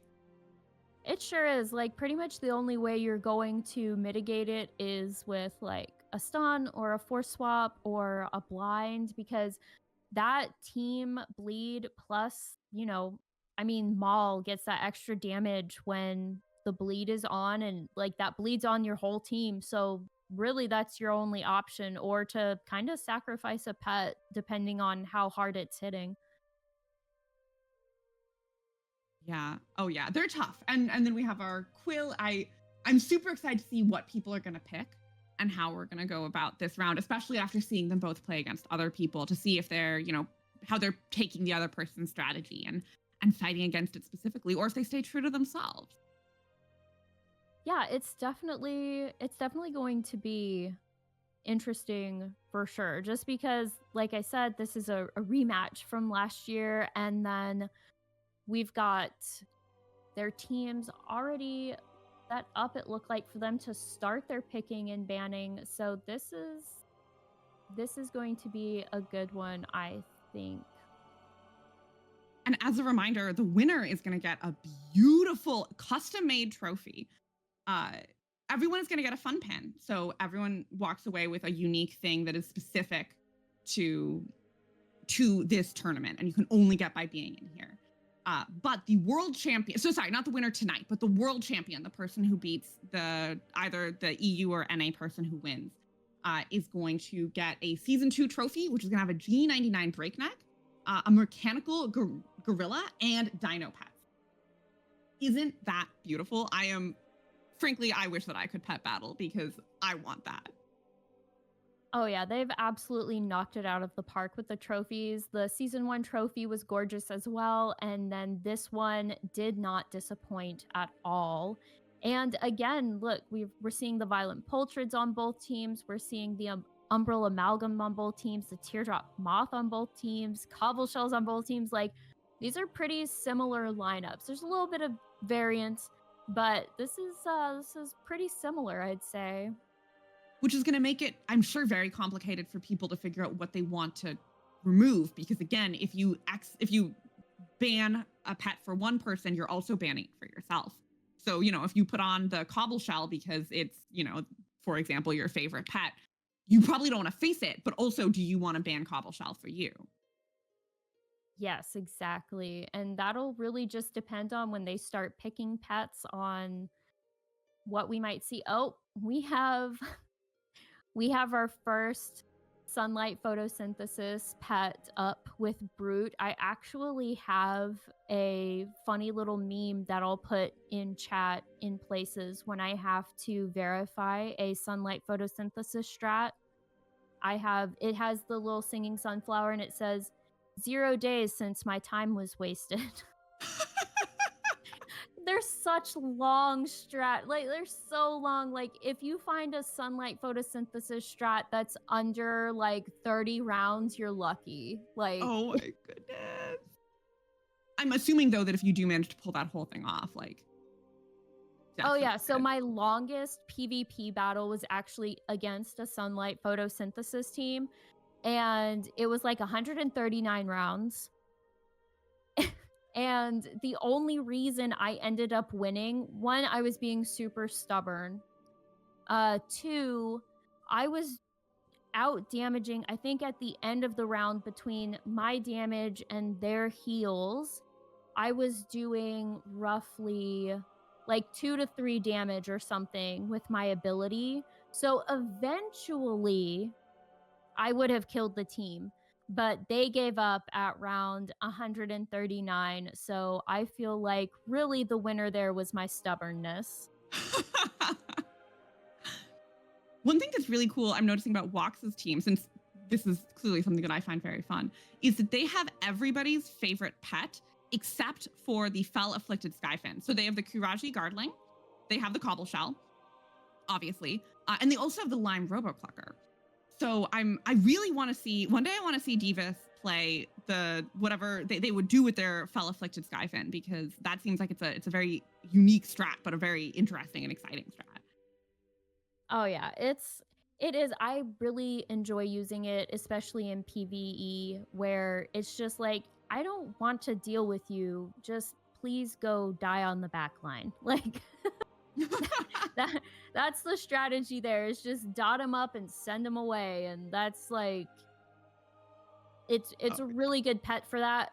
And it's really good because I'm pretty sure its moveset as a total with that is unique in that it has the fire, the Fell Immolate, the magic, wild magic, and then the force swap. Like, there might be another pet with something similar, but no one with those like exact 3 moves per, like maybe at this point. We've gotten a lot of pets in the last few years, but it's just a really good pet. The problem with it is it gets slow once it loses its speed buff because it's got more power. So let me see. And the reason it works so well is that the dot stays on the back line, whereas with the pet, so it's pet specific, not team specific. So some dots will stay on the field and not necessarily with the pet. So yeah, so like a similar pet to it is like the docile Skyfin. It's got the wild magic and it's got the force swap with wing buffet. But Wild Winds, the dot it has, that's a field dot, not a pet dot. So it doesn't have that damage going on the back line once you force swap it out, which is why the Fell Afflicted Skyfin is so good. That's so smart. It looks like the quill is out. We're not seeing a lost quill this round, at least. Yeah, I was like, oh, I'm not dealing with that one today. Which, fair enough. Yeah, it is. It's a pretty like handy pet. I was surprised that it didn't like it get used quite a bit, but I'm surprised it didn't take off more in PvE strategies, but I still think it's got a pretty high usage on the site. Yes. Yeah, so it's in 31 strategies, which is pretty good. A lot of people are hesitant to like introduce new pets into strategies because a lot of people will approach pet battles with, I have these 10 pets and I want to be able to use these 10 pets for everything and I don't want to have to level anything else. So you get some people on the site who are a little resistant to using new pets, but I love exploring new pets and seeing what I can do with them. Gooskaffur did not want to deal with the sunlight photosynthesis strat. Cut them both out. No sunflower, no brute. We are not even touching that one. And you know, that might have been a strategy there, is like, I'm going to throw these out here at you so I know that you're going to want to ban these, because I don't think any of Gooskaffur's team have any aquatic abilities, which is kind of really what you need to really just like get that team down. So it doesn't shock me. Like, yeah, you can eventually defeat a sunlight photosynthesis team with certain things, like especially Call Darkness and everything, but it can be a bit of a hassle. Yeah. Oh, we've got the Lime Roboclucker on the field. Gooskaffur gets their favorite. I'm so happy for them. I wonder if Wox is going to take their favorite too. Maybe. Let's see.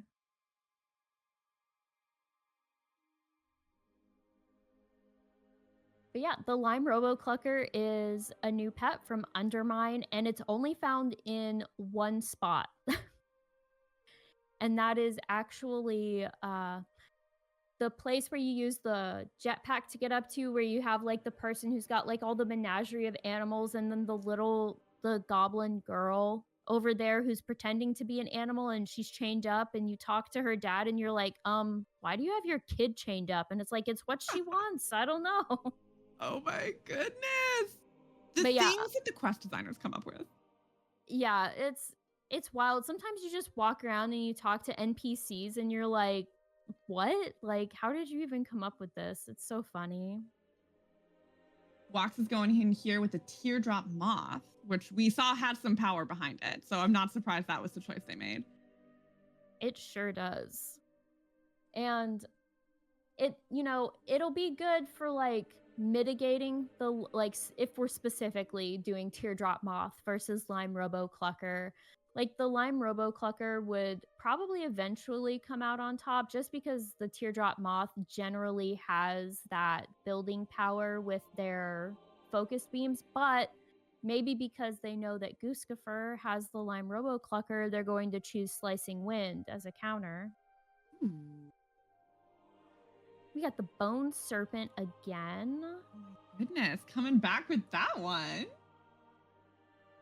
Yeah, like that actually, that actually worked. It worked really well in that one match where the sandstorm was up, but all of the bone barrages still hit. Like, that's what shocked me, because that would never, just absolutely never for me would that happen. When RNG works, it works. Like, nobody wants to be dependent on RNG, but if you can make that happen, my goodness, you're in a good place. Yeah, no, that's not me. That's I'm it's got an 80% hit chance and that's reduced to 70% from sandstorm. You're gonna miss everything. And yeah. even the dot's gonna miss. Like, it's all gonna miss. Oh yeah. No. I even if I would never trust luck. I get so scared. I like my nice stability. Yeah, that's pretty much why I definitely prefer abilities and things that are, 100% hit chance, like static damage. That's what I prefer to go for. I like to leave as little to chance as possible, which is probably another reason why I'm really bad at PvP. Sometimes, yeah, especially with other humans, you really have to be willing to take those risks. And I simply am not. And so I fight the world. Yeah, exactly. And Pet Battle PvP is probably one of the few types of PvP I'm willing to engage in, because I feel like, honestly, one of my sayings is the quickest way for my game to be ruined is to force me to fight another player, because just other players can make things so frustrating, but I don't have to be fast or think of a million cooldowns with Pet Battle PvP. It's definitely the more chill kind of PvP that I can get behind. I can do this PvP. Yeah. See, I'm a little baby and I can't handle being griefed. I am the most sensitive human alive. But it also, at least from the vibes in this group, it seems like pet battlers are a generally friendly sort. So maybe I could handle Pet Battle PvP too. Yeah, I'm not biased or anything, but I'd say we're probably one of the best communities in WoW. I'm not biased. I do feel like World of Warcraft is usually pretty good at calling out their own communities. Like, you'll talk to somebody in a certain community and they're like, oh God, yeah, you know how we are. I'm carefully not naming anyone because I'm not trying to hurt anyone's feelings, but you know what I mean. Like, people know when they're part of a toxic community, even if they themselves are not toxic. So I trust you. Yeah, they're in general, they're pretty good. Some people, at most, it's kind of funny. We have quite a few German players, so they can be kind of that German sort of tongue-in-cheek, I'm making fun of you, but I don't not, it might come off mean, but it's not mean, it's just they're just German. So we have quite a lot. Yeah, we have a lot of that, but that's totally is oh, you're German, okay, whatever. I'm not gonna get offended by anything they say or by their humor. We have another double chicken. It seems like Gooskaffur felt that was a good matchup last time. No Quill, tragically, but that was banned. True. Although the tiered the newer moths, they're kind of those the ones that came from Zerlek. They're sort of almost the fluffy moths right around their head. Yeah. But I loved what the design team did with the new wings and everything, the new models. Oh, are we going double Lime Roboclucker? And Wox, if I'm not mistaken, had almost an identical team on their first round against Deevus. It's just with that they had the Pultrid, right? Am I making that up? Oh, that would require me to remember that far back, and I don't. That's so valid of you, though. I'm so pretty much, oh, it's done and it's gone. There it goes. So true. No. I'm usually the same. I do just think I remember the teardrop moth and the amalgam because I thought they were both very cool little pets. They sure are, and I like that we've got the kind of more wispy, void-looking model with them. They're super cute. Yes. We love a void, a void walker sort of vibe, but sometimes you like the cool little wind. Yes. And I there's actually a few models in game where I'm kind of why haven't you guys made this a pet yet? This is really cool. Yes. I'm sure there's plenty of time. They'll be added soon. But I'm the same. I just want everything as a cute little animal that's trotting around behind me. Oh yeah, no, it would never end. Like if anyone on the design team's like, okay, like, and I'd pretty much be like, okay, yeah, let's I've got a list and it's long. I hope you're ready. The battle has started. Yes, it has Rematch begun. between Woxbc and Gooskaffur.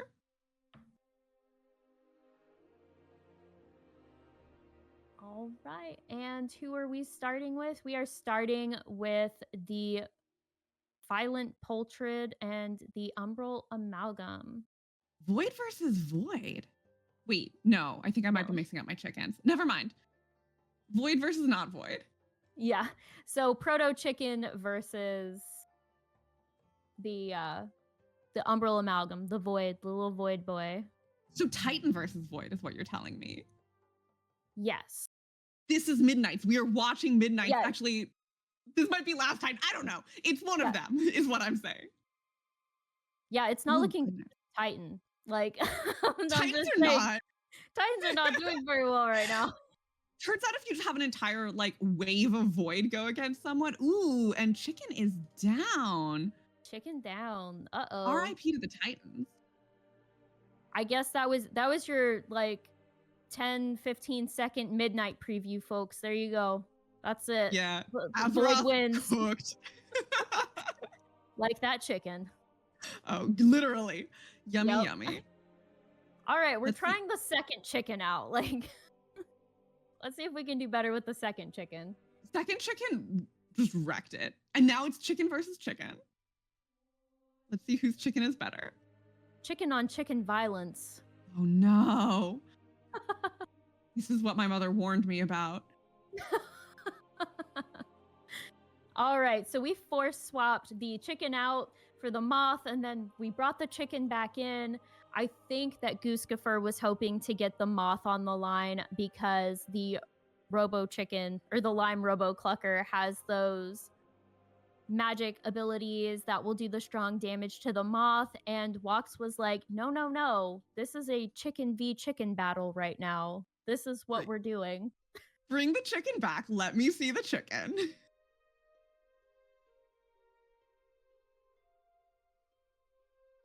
I love just the eyes versus the eyes. Yes. And this is going to be interesting. Maybe we're both sticking with them and we're going to see the battle of the laser chickens. Oh my goodness. Or I am maybe- noticing these two seem a lot more comfortable with letting a pet be knocked out versus earlier it felt like they were trying both of these two players were trying really hard to keep anyone from getting knocked out. So it's interesting how the strategy is switching as they're moving into different, higher level rounds. This Yeah. chicken is absurd. I can see why it's Gooskaffur's favorite. Oh my god, that lasted so long. Yeah, and it definitely will when you've got magic abilities going against mechanical pets because mechanical pets take weak damage from magic, which is why Wox keeps switching in the Robo Clucker because they want the Robo Clucker to eat those magic hits instead of their Teardrop Moth because the Moth is going to take strong damage from those laser hits. Oh, so that would also explain why they were just trying to get the Robo Clucker out of the game. Yes, exactly. So Wox was probably trying to get the health down as much on the other chicken as possible before their chicken dies, and that way the moth wasn't going to have to face the Lime Robo Clucker on its own. And we're countering with the dodge. Now, this is going to be interesting because the Bone Serpent is slower than the Teardrop Moth for right now. So what Gooskaffur is going to need to do is, if they have any hope of winning, they're going to need to get the Moth down to below 50% HP. That way, the Bone Serpent will be faster than the Moth. But of course, Wox has all of those, the dodge and the blind. So we're just going to have to... We're gonna have to see. See what we can get. happening? Oh, And back we've to got the another chicken. swap. Yep. So the chicken's gonna eat the blind. And then maybe we're going to stay in and try to do some damage because the chicken is gonna take weak damage. Oh, and so the reason that that was able to hit even through the blind is because where is it? So laser has a 200% hit chance. It's one of the so it's not countered by blinds. It's one of the few abilities we have that has that 200% hit chance. There's another magic ability that has a 200% hit chance as well. So laser can't be countered by blinds. Oh, wow. That was really, really close. Oh, Congratulations to Goose, but that was... yeah, that was close. Like, it was right down to it. Oh my goodness, this is exciting. Maybe we'll actually get, like, 5 matches today. Ooh, I'd believe it. Again, these two have played each other before, so I wonder if that's also playing into their strategy. So while we start prepping for the next match, we are going to do another giveaway. So the first, I want to quickly say, I apologize for missing this. The Furline mount and the Dread Hatchling pet were both donated by Raider.io. Thank you so much to Raider.io as well for giving so generously and helping to support this beautiful mission. Again, if you would like to donate personally to Pause Your Game, you can go !PYG, and that will bring you the ability to donate. And if you want another chance to get the cat plushie, or the second option, the one item of your choice from the Pet Battle PvP shop, you can type !ticket, TICKET, and that will enter you into this giveaway. And again, it's one or the other. So the first person who's picked is going to get the cat plushie. The second person who's picked is going to get the Pet Battle PvP shop item. Good luck to everyone. Absolutely. So don't forget !ticket in the chat. And the first pet has been added, and it's the teardrop moth again. Ooh, we're going mothy. It really is. It's such a good moth. Like, the only way it could be better, honestly, is if it was speedier, but it's probably a good thing that they kept it at 260 speed.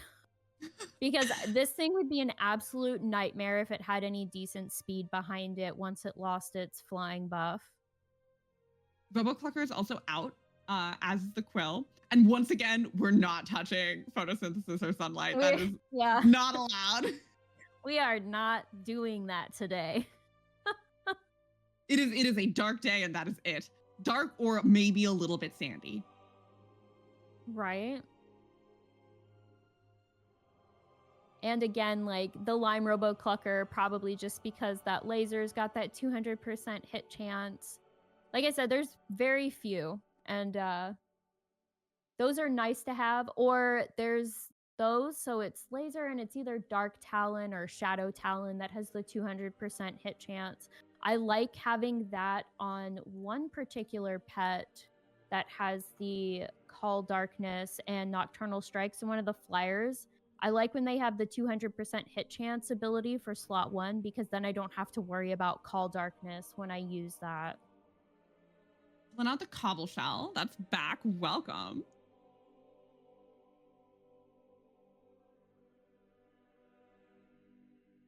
That'll be I'm interested to see if they actually use Stone Form or Shell Rush, because I don't think we've seen them use any of their third slot abilities. We've pretty much just seen Rock Barrage and Toxic Smoke, and then most of the time they just stayed in to die. Because they were facing, I think the last time we really saw them get used quite a bit, it was like Jingles was on the other team, so like they got kind of taken out. So it looks like our giveaway has been completed. So Puffalacious has won the plushie, and Dracos the Veteran has won the PvP, the store item. So congratulations to both of you. Enjoy the plushie. And again, this is not the last giveaway of the night, so stick around. And there'll be more options. There'll be one more chance to win a plushie and other fun things. Wox has selected their next pet, the Rebellious Imp, which is going to be interesting. I don't see it doing too terribly much against Cobbleshell because obviously Cobbleshell is a critter. It's going to take weak damage from that immolation, but that doesn't mean that Cobbleshell is going to be the only pet in. And now we've got the Shore Butterfly for Gooskaffur. That one's going to be interesting because it's got the Sandstorm, it's got the Cocoon Strike, which is going to block an attack, or maybe they're going to do Cyclone for some team damage and Wind Buffet for the Force Swap. So I'm looking forward to seeing how they're going to play the Shore Butterfly in this one. Moth versus Butterfly, a classic showdown. Absolutely. I mean, it doesn't get much more classic than that. Unless, of course, you've got Godzilla on the team, I guess. Then it would be Moth versus Godzilla. Everyone knows the classic Godzilla. So one interesting strategy thing that I just saw Gooskaffur pull is if you have already selected a pet into your team, you can ban it for the other person and keep it on your team. So we now only have one possible Cobbleshell in. Oh, so they did the ban after they've already chosen Cobbleshell. Yes. So now Sneaky. Cobbleshell is... Yeah, tricky. And Trunks is going to complete Wox's team. I'm wondering... Well, since we've got Cobbleshell, we might see Trunks with Headbutt again.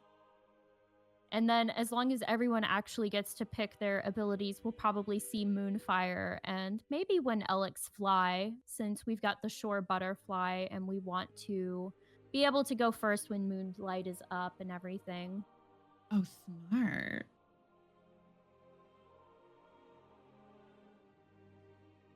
I'm so excited. You know how I feel about Trunks. You know how excited I am right now.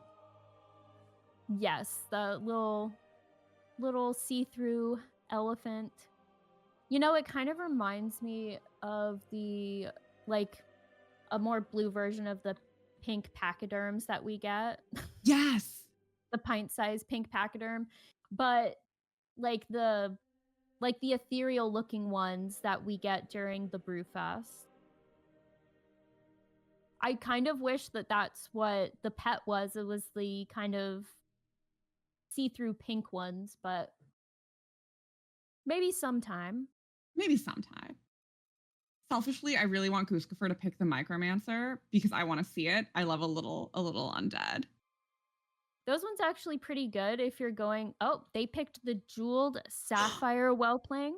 I'll take it. I also love a little dragon. Oh, yeah. And I loved those guys. I did not enjoy farming for them. Like, to get their jewels to make them. But these little guys are gorgeous. Like, my favorite one is the red one. It's so pretty. I really loved these when they came out. And that one is probably to counter Trunks because it's got the Flame Breath, which is going to do strong damage to magic pets, but it'll also have like Arcane Storm to maybe hit the Teardrop Moth on the back line. So Gooskaffur did a little strategizing with their last pet, trying to hope to get counter a couple of the pet. We'll see if that pays off. I'm very excited. Yes.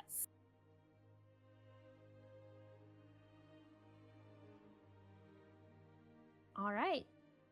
And we are waiting for them to pick their first pets. We're going to wait till they both hit the field. So we don't want to out Gooskaffur and then Wox is like, "Oh, I heard this. I'm going to pick this." Tricky, sneaky. All right, we are starting with the Shore Butterfly and the Rebellious Imp. Ooh, I'm excited. I love every time they pull out a new pet that we haven't seen yet. I love to see how they go. Their little animations. Yeah, the Shore Butterfly is actually a really good pet. I think it was one of the few pets we got that one of the few flyers we have that has Sandstorm, if I'm not mistaken. But I don't know. Like I said, there's a lot of pets. I'm not sure quite how many unique we have. I think it's over 1,900 at this point. So that's a lot of pets to remember, like, who has what. It's the Moth v Butterfly showdown. We're seeing Here it we live. go. We sure are. Now, the short butterfly is going to have a little bit of an advantage here just because it's faster, but Wox decided, you know what? I don't want to do that. We're going to switch in the Elec because we've got a flyer out here and I've got magic stuff and I'm going to make you regret having a flying pet.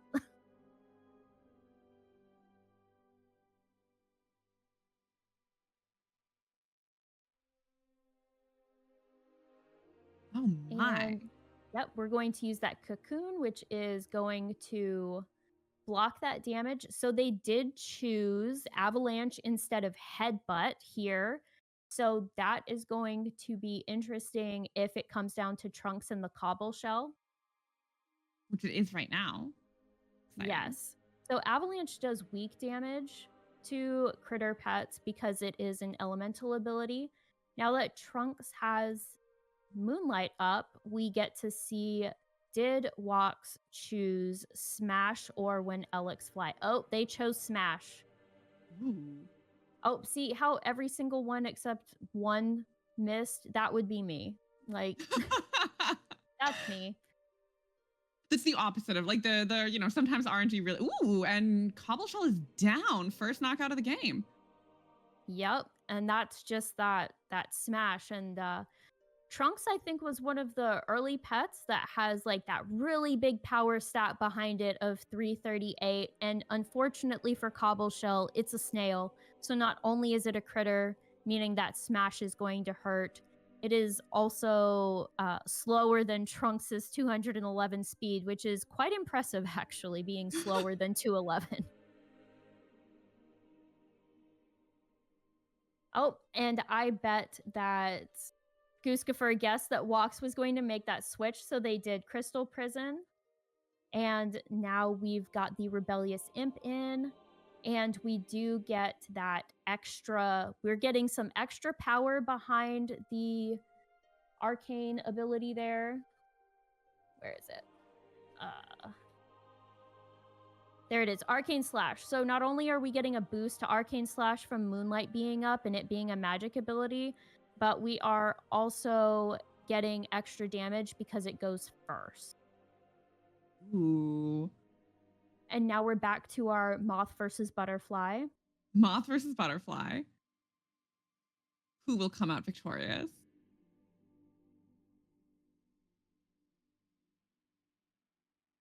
Oh, we're waiting for Wox to go. Oh, and we have chosen Sandstorm. Wox is like, I'm just gonna try to take your little butterfly out. Like, no butterfly for you. Sometimes you gotta just blast a butterfly. Out of curiosity, would there ever be a time that it would be beneficial to pass a turn, or is that kind of just a button that's there since you kind of have to put it there? In PvP, I would say there's usually always something you can do. Although sometimes if they put up like a barrier, like Beaver Dam or like Onyx Wall or any kind of thing that blocks the entire field, meaning it blocks your attacks and your opponent attacks. Sometimes if they put that up, I'll just pass until they take down their own wall. Yeah, fair. You might as well not waste your own time. Yeah, or I'll use that opportunity to switch around and do some healing or things like that. But other than that, I don't think there's any time to pass unless you want to leave a pet that's been stunned in. Oh, that makes sense.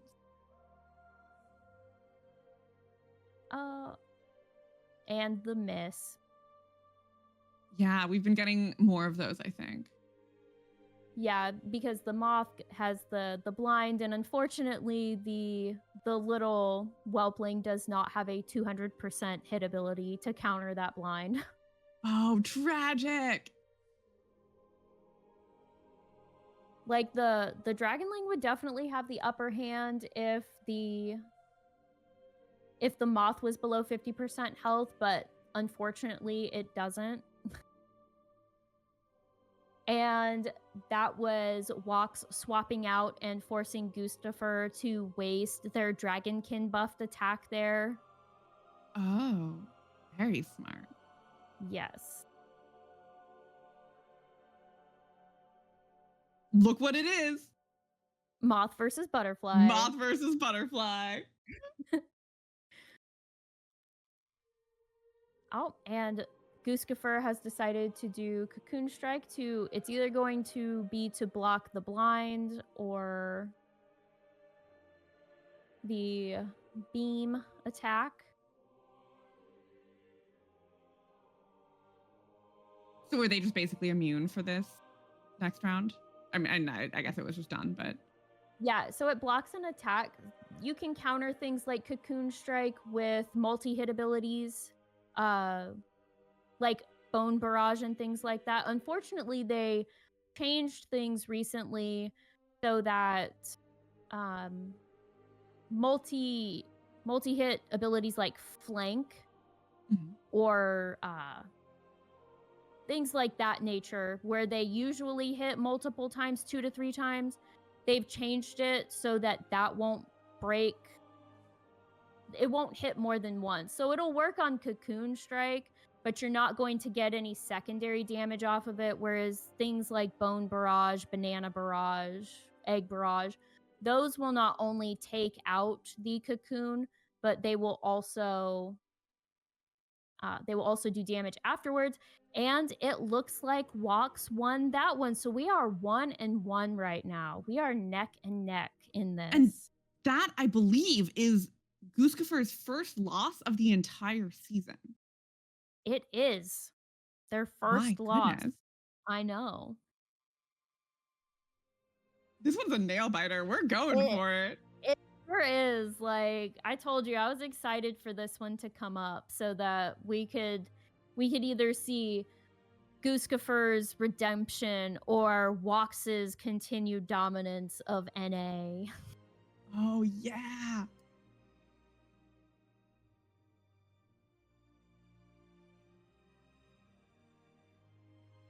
And I have to agree with the chatter. Wox played that so very well. Like, that was good strategy there on Wox's part. Once again, off the bat, no Quill, no Roboclucker. Yeah, no one wants to play around with that 200%. We're not touching that anymore. We're not doing it.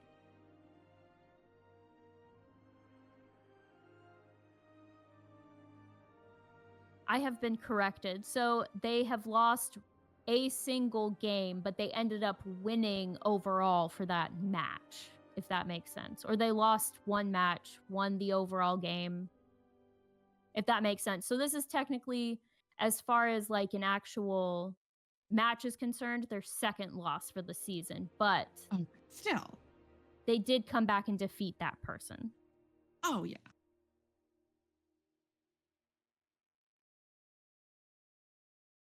Oh, looks like we might get the singing sunflower on. Maybe.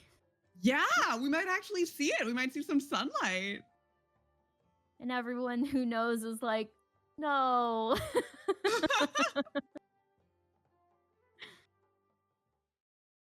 I believe in it. I believe in the 30-round strat. But did you know that there's a zombie on your lawn? Oh. I remember there was one raid achievement required having the singing sunflower out, and it was potentially the most annoying, like, 5 minutes of my life, because just constantly you're hearing, sunflower? Yeah, so it's funny because I'm not sure if they have it for the sunflower, but they actually have an add-on that will mute the Iron Starlet for you because of all of the revving sounds that they do. Oh, so they have, yeah, they have an add-on to mute the Iron Starlet pet, but I don't know if they have one for the singing sunflower, but it wouldn't shock me. One joy of the World of Warcraft add-on world is that you get those, you know, there's just an issue that everyone knows about. We're just going to deal with it. And last time we had Moth versus Butterfly. Now it looks like we're having Moth versus Moth. We are going head-to-head with those blinds and dodges this time around.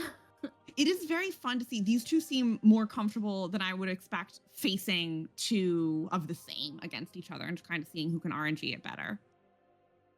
Yeah, and sometimes that's when kind of psychology comes into play a little bit, and knowing your opponent, like trying to guess what they're going to use. Like, should I use my dodge this time around? Should I use my blind? But because they're the same speed, it's also going to be a speed tie here between the two of them while they're above 50% health. And then, of course, if they both go below 50% health at the same time. So you also have that added layer of RNG of it's a coin flip on who's going to get to go first. Oh, it's exciting. Yeah, it's going to be fun. I'm going to laugh if Wox picks... Oh, no bone serpent for Wox. Gooskaffur's like, I get the bone serpent. You don't. Only me. Only me. Have you ever played a game where like the point was that two people both have the exact same pets and you kind of see who can play that team better? I haven't, but it would be interesting. Like, I think I've seen videos of people who have similar comps. I don't know that I've ever seen exact comps, but I would think it would be funny to have, like, I wonder how long, like, two Sunlight teams would go on for. Ooh, see, now I want to see that. I don't. Like, that's a really long game, but it'd You be don't wanna just interesting watch for forever? someone else. No. You don't want to be here till No. 8 o'clock? Right? It's like, well, I hope you have the next 3 hours available, because that's how long this Sunlight team is going to take.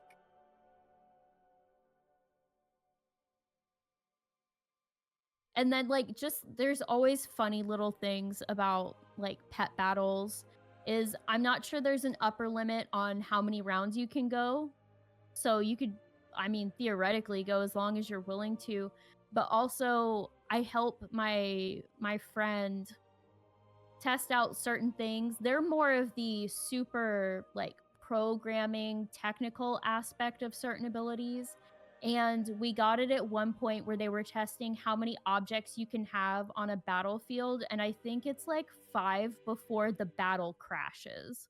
Like, if you, yeah, if you try to have like more than like 5 objects on the battlefield on one side or something, then the match just crashes. But the chance you're going to be able to get all that up with someone who's actually trying to fight you is, you know, pretty much never. But it was interesting and funny to do. The creativity of World of Warcraft players. And we got Goose's full team. We sure do. We've got that Jeweled Sapphire Whelpling again. I'm wondering if it's going to get played the same way. Like, obviously, probably Crystal Prison and Liftoff, just because those are, you know, those are avoidance and stun abilities. But I'm interested to see if they're going to stick with Arcane Slash, or if they're going to swap in Flame Breath this time around for a dot. But yeah, Warcraft players are very typical, okay, this is cool, let me see how I can break it. Oh, yeah. Oh, yeah. We've had entire guilds dedicated to just messing around with things. Absolutely.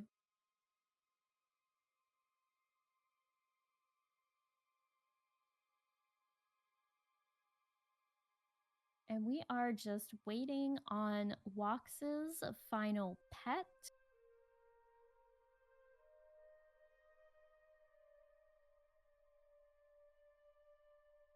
But this is going to be good. I know, I'm waiting. It's like... I'm wondering if we're hearing the Sunflower, if that's not in the cards for tonight. Oh, no. Umbral Amalgam, going back to the classics. All right. It's definitely a pet that's gotten more popular even in the PvE stuff, just because it's just so speedy and so powerful. Especially when speed is king. That's a good one to have ready to go. Oh yeah, definitely in PvP. Like, if you can outspeed your opponent, you've kind of already won at least like a quarter of the battle there.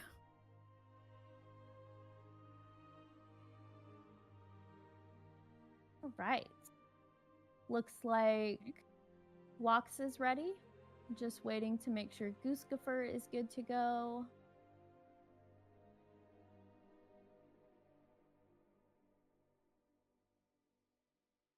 All right, we're going to see who gets in the lead. And now we're waiting for them to pick who their first pets are going to be. Oh, I didn't even process the fact this is a really big flappy group for Goose. Oh, it sure is.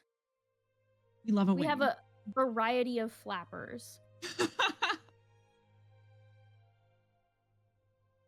And oh no, never mind. I thought it was gonna be Moth versus Moth for a second. That would be funny. Moth versus Imp. That still works. Yeah.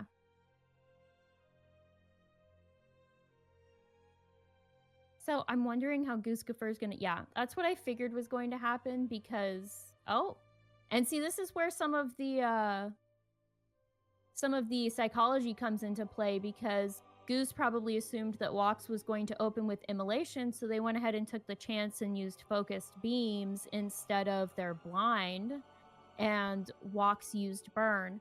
So now Gooskaffur has to make the decision, am I going to keep attacking? Oh, and we got a lucky crit.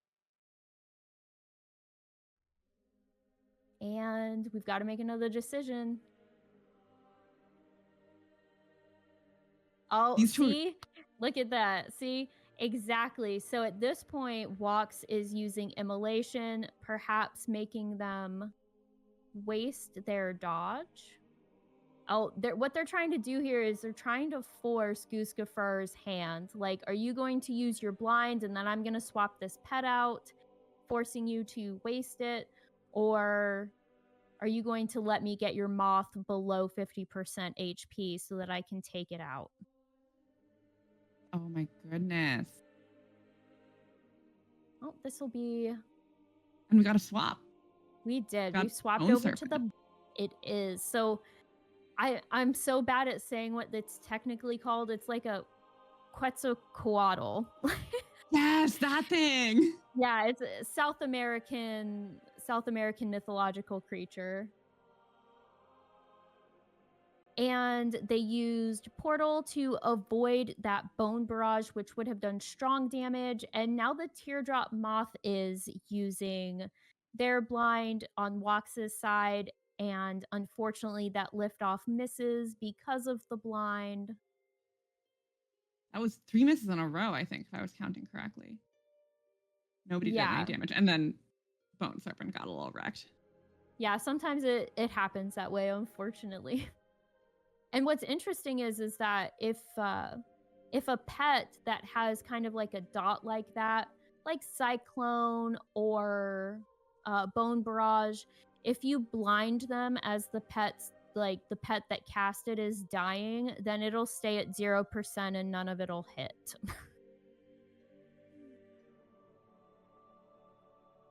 And we are. Ooh, but the Bone Serpent gets a last try. It sure does. And so they're gonna try to use the Call Darkness there. Unfortunately, the Teardrop Moth is kind of chonky on the health, and so that's not going to be enough, at least in the undead round, to take them down below 50%.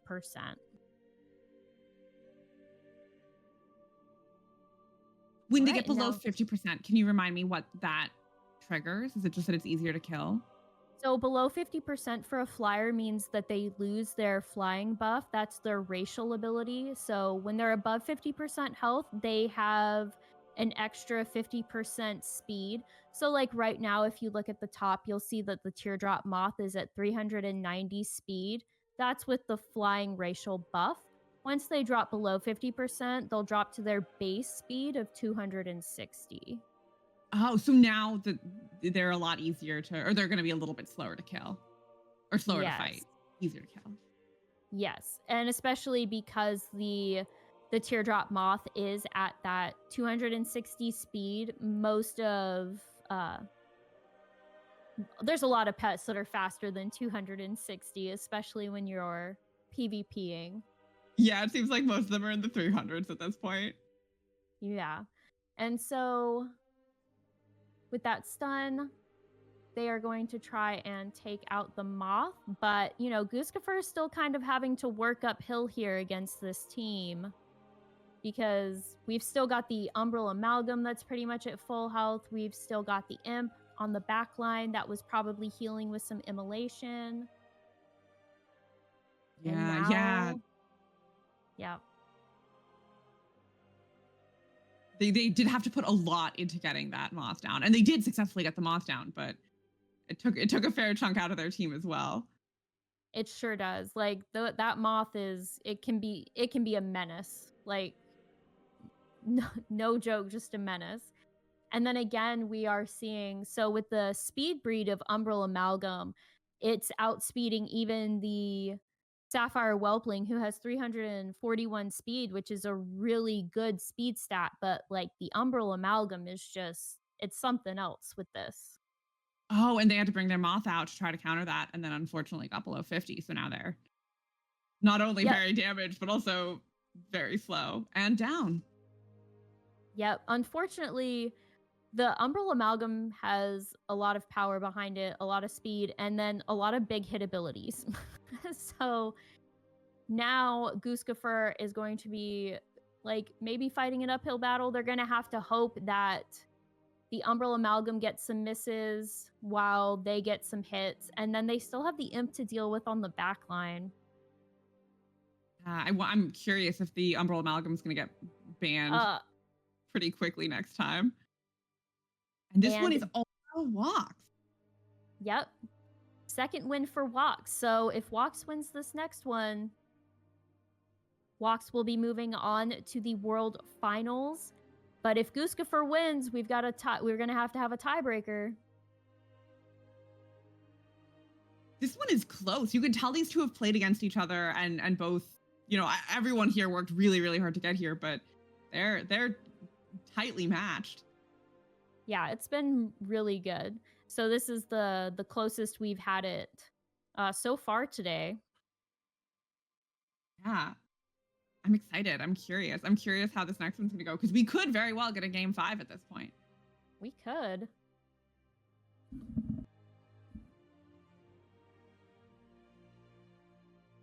All right, we're starting out with the bands. Let's see what we're going to do.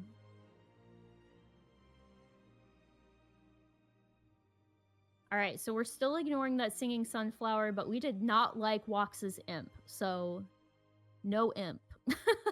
Fair. Also, just to give a quick shout out, it looks like we met our $750 goal for Pause Your Game. Thank you so much to everyone who's donated. That's amazing. And you can continue to donate if you do !PYG in chat. That'll bring up the link to donate. Let's see how high we can get. Let's see if we can get 1,000.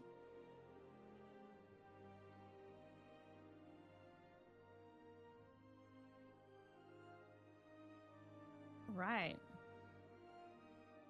I wonder if we're going to see the return of the Roboclucker, or if Wox is once again going to decide just simply not to deal with that. It would be interesting, like, because sometimes in situations like this, like I said, it's strategic. You might throw some pets onto the team that you don't even plan on using, but you want to force the other person to pick something that's sort of meta, and you just, like, they go, I don't want to deal with that pet. And we did have a... Sorry, go ahead. Wox knows what they're about. They immediately banned Roboclucker and Quill, so they're still not going to let those ones play around. Yeah, not today. Not anymore today, I guess. And we did have a few banned pets this time around, mostly for... Some of it's for the ability set, but some of it is going to be just for the fun of the game, just so we don't have too many people choosing those pets. And now we have the moth versus the owl. I don't know, like in real life, yeah, in real life, the owl would definitely win versus a moth. Occasionally there'll be matchups that I'm like, I understand they had to balance this, but like, let's think about this logically. Yeah, like in what place is the moth going to win against the owl? But we'll see. Oh, and I called it. Umbral's gone. Did not want to touch that. You sure did. No one was like, nope, we're good. No more of that. We're finished up there. Yeah, and when I was taking a look at the banned pet list this year, I was completely not surprised by some of the entries onto the list, like Anomalous. Anomalous has just been like a meta pet in PvP since it came out in Battle for Azeroth. And I was so glad I got my 250 wins pet, like, pretty much right before Anomalous dropped. Like, I can't even imagine the queue directly after that pet came out, because it did end up getting a nerf. One of its team damage abilities was 2 rounds, but now it's a 3-round ability with the 3-round cooldown. And so at first it was even worse than it is now, if anyone who plays Pet Battle PvP can imagine. What makes it so powerful? So a few things. It's kind of a combination. So they've got 2 team damage abilities with I think it's like Void Nova and Poison Protocol.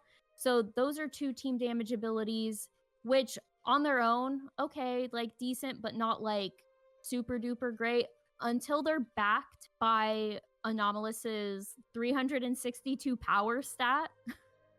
Oh, Which is no. Yeah, it's huge. So even if you get pets that are like weak to the dots or weak to some of the damage, it'll still do a lot. And especially if you add corrosion into the mix, which is what they have, which enhances dot damage.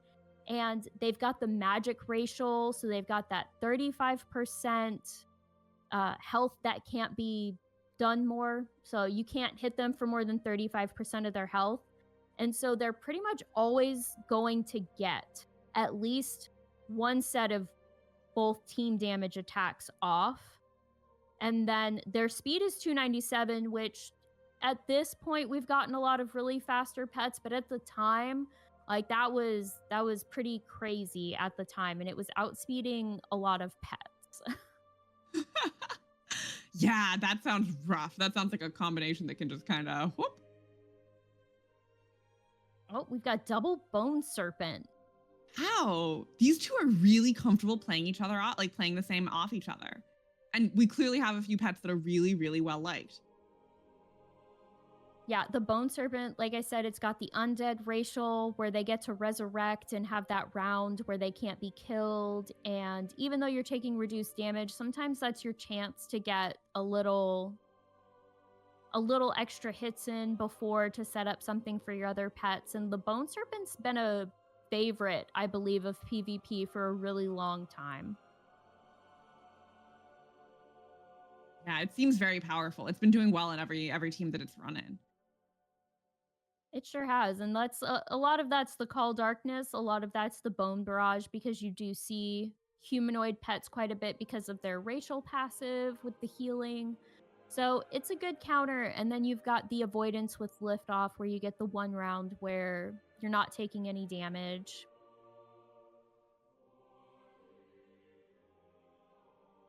So we get 1 more ban. I'm wondering where Goose is going to go with this. I don't think, unless I'm forgetting anything, I don't think Wox has played the Cobble Shell yet, which I know part of that is because Gooskaffur has been trying to keep that away from them. So I'm curious if that's the direction. Oh, no, didn't want to touch Trunks. Tragic. Yeah, right? I'm rooting for Wox now. That's a joke.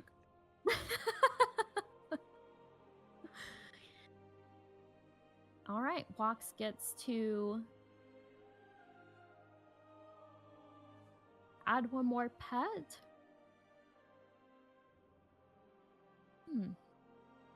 Makes me wonder what they're going to use to complete their team. Maybe they're going to finally pick the Cobble Shell. Although the Poltrid has been super popular, maybe it's going to be Sir Shady Murgleton Jr. I want to see Sir Shady Murgleton Jr. That just sounds very fun.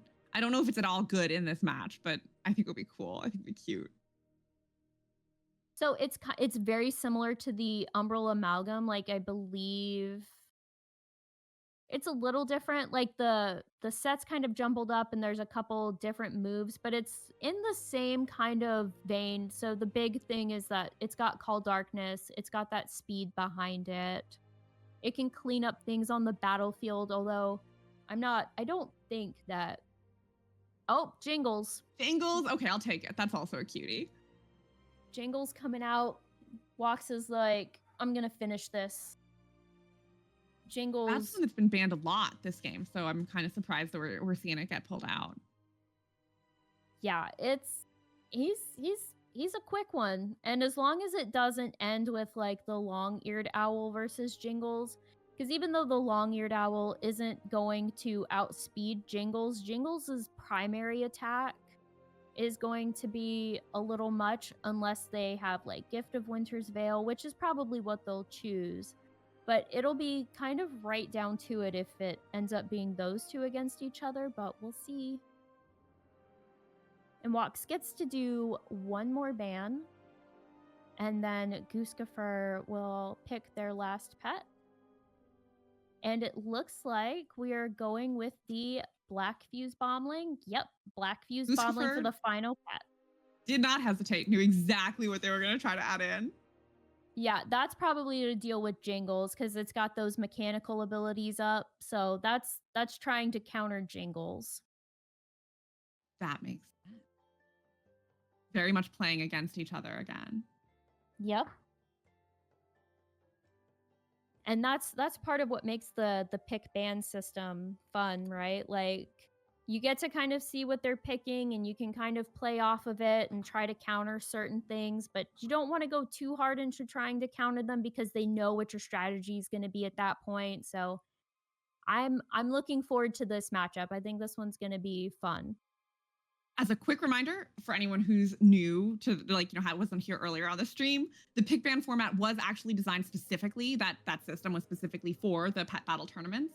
And you can access it as well if you want to play around with it with your friends. You can go to pet-draft.com. And then you get to experience the joy of being a tournament champion.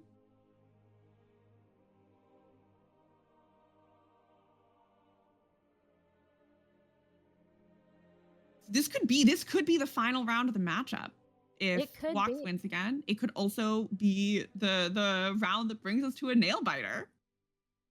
Yep, either this is it. Either Wox gets to go on to the World Tournament next weekend, or Gooskaffur is going to bring it up to a tie.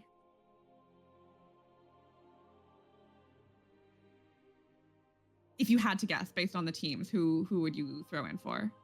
Ooh, I don't know. That Teardrop Moth with the blind and the dodge, and then I don't see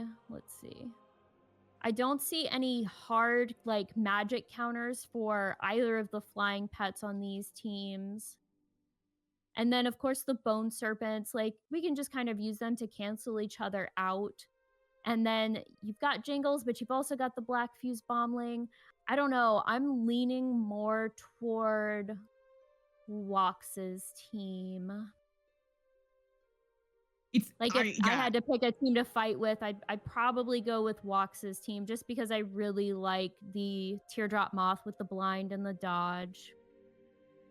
Yeah, the Teardrop Moth does seem particularly powerful in this game, but it is anyone's game. I don't think that I can say with certainty that anyone seems to be in a better spot than the other.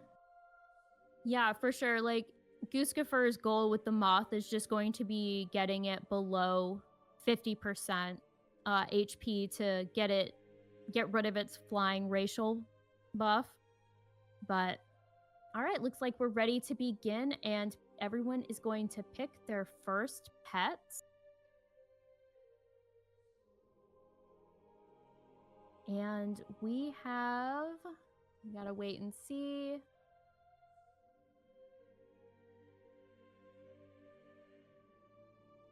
Who is Wox going to pick? And Wox goes with the Bone Serpent, and Gooskaffur has the Black Fuse Bombling. This one I think is a new one. I always love when I get to see new ones. So I'm rooting for Gooskaffur for that because we have the owl and we also have the bombling. Yeah, so the bombling can pack quite a punch. They've got the power breed of it, so that's 341 power behind all of their attacks. So like with Flame Jet and Armageddon and then Zap. Wow. Yeah, it's gonna pack quite a hit.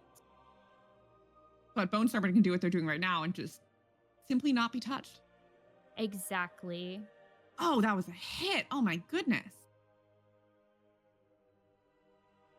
Yep, and the Bone Serpent too has that 338 power behind it. So they're both pretty up there in the power field. And unfortunately, the Black Fuse Bombling has entered its mechanical round, but looks like Gooskaffur knew that was coming, so they opted to use Armageddon to try and get some damage at the last minute against the pets. And if you notice, Jingles took quite a big hit on the backline because that is a mechanical attack and Jingles is a beast pet. So I'm sure Gooskaffur is feeling a little bit sad that they couldn't do a Jingles v Bombling, but the fact that they were able to get that hit is certainly very useful and puts them in a better spot as they go in with only one or with one pet down.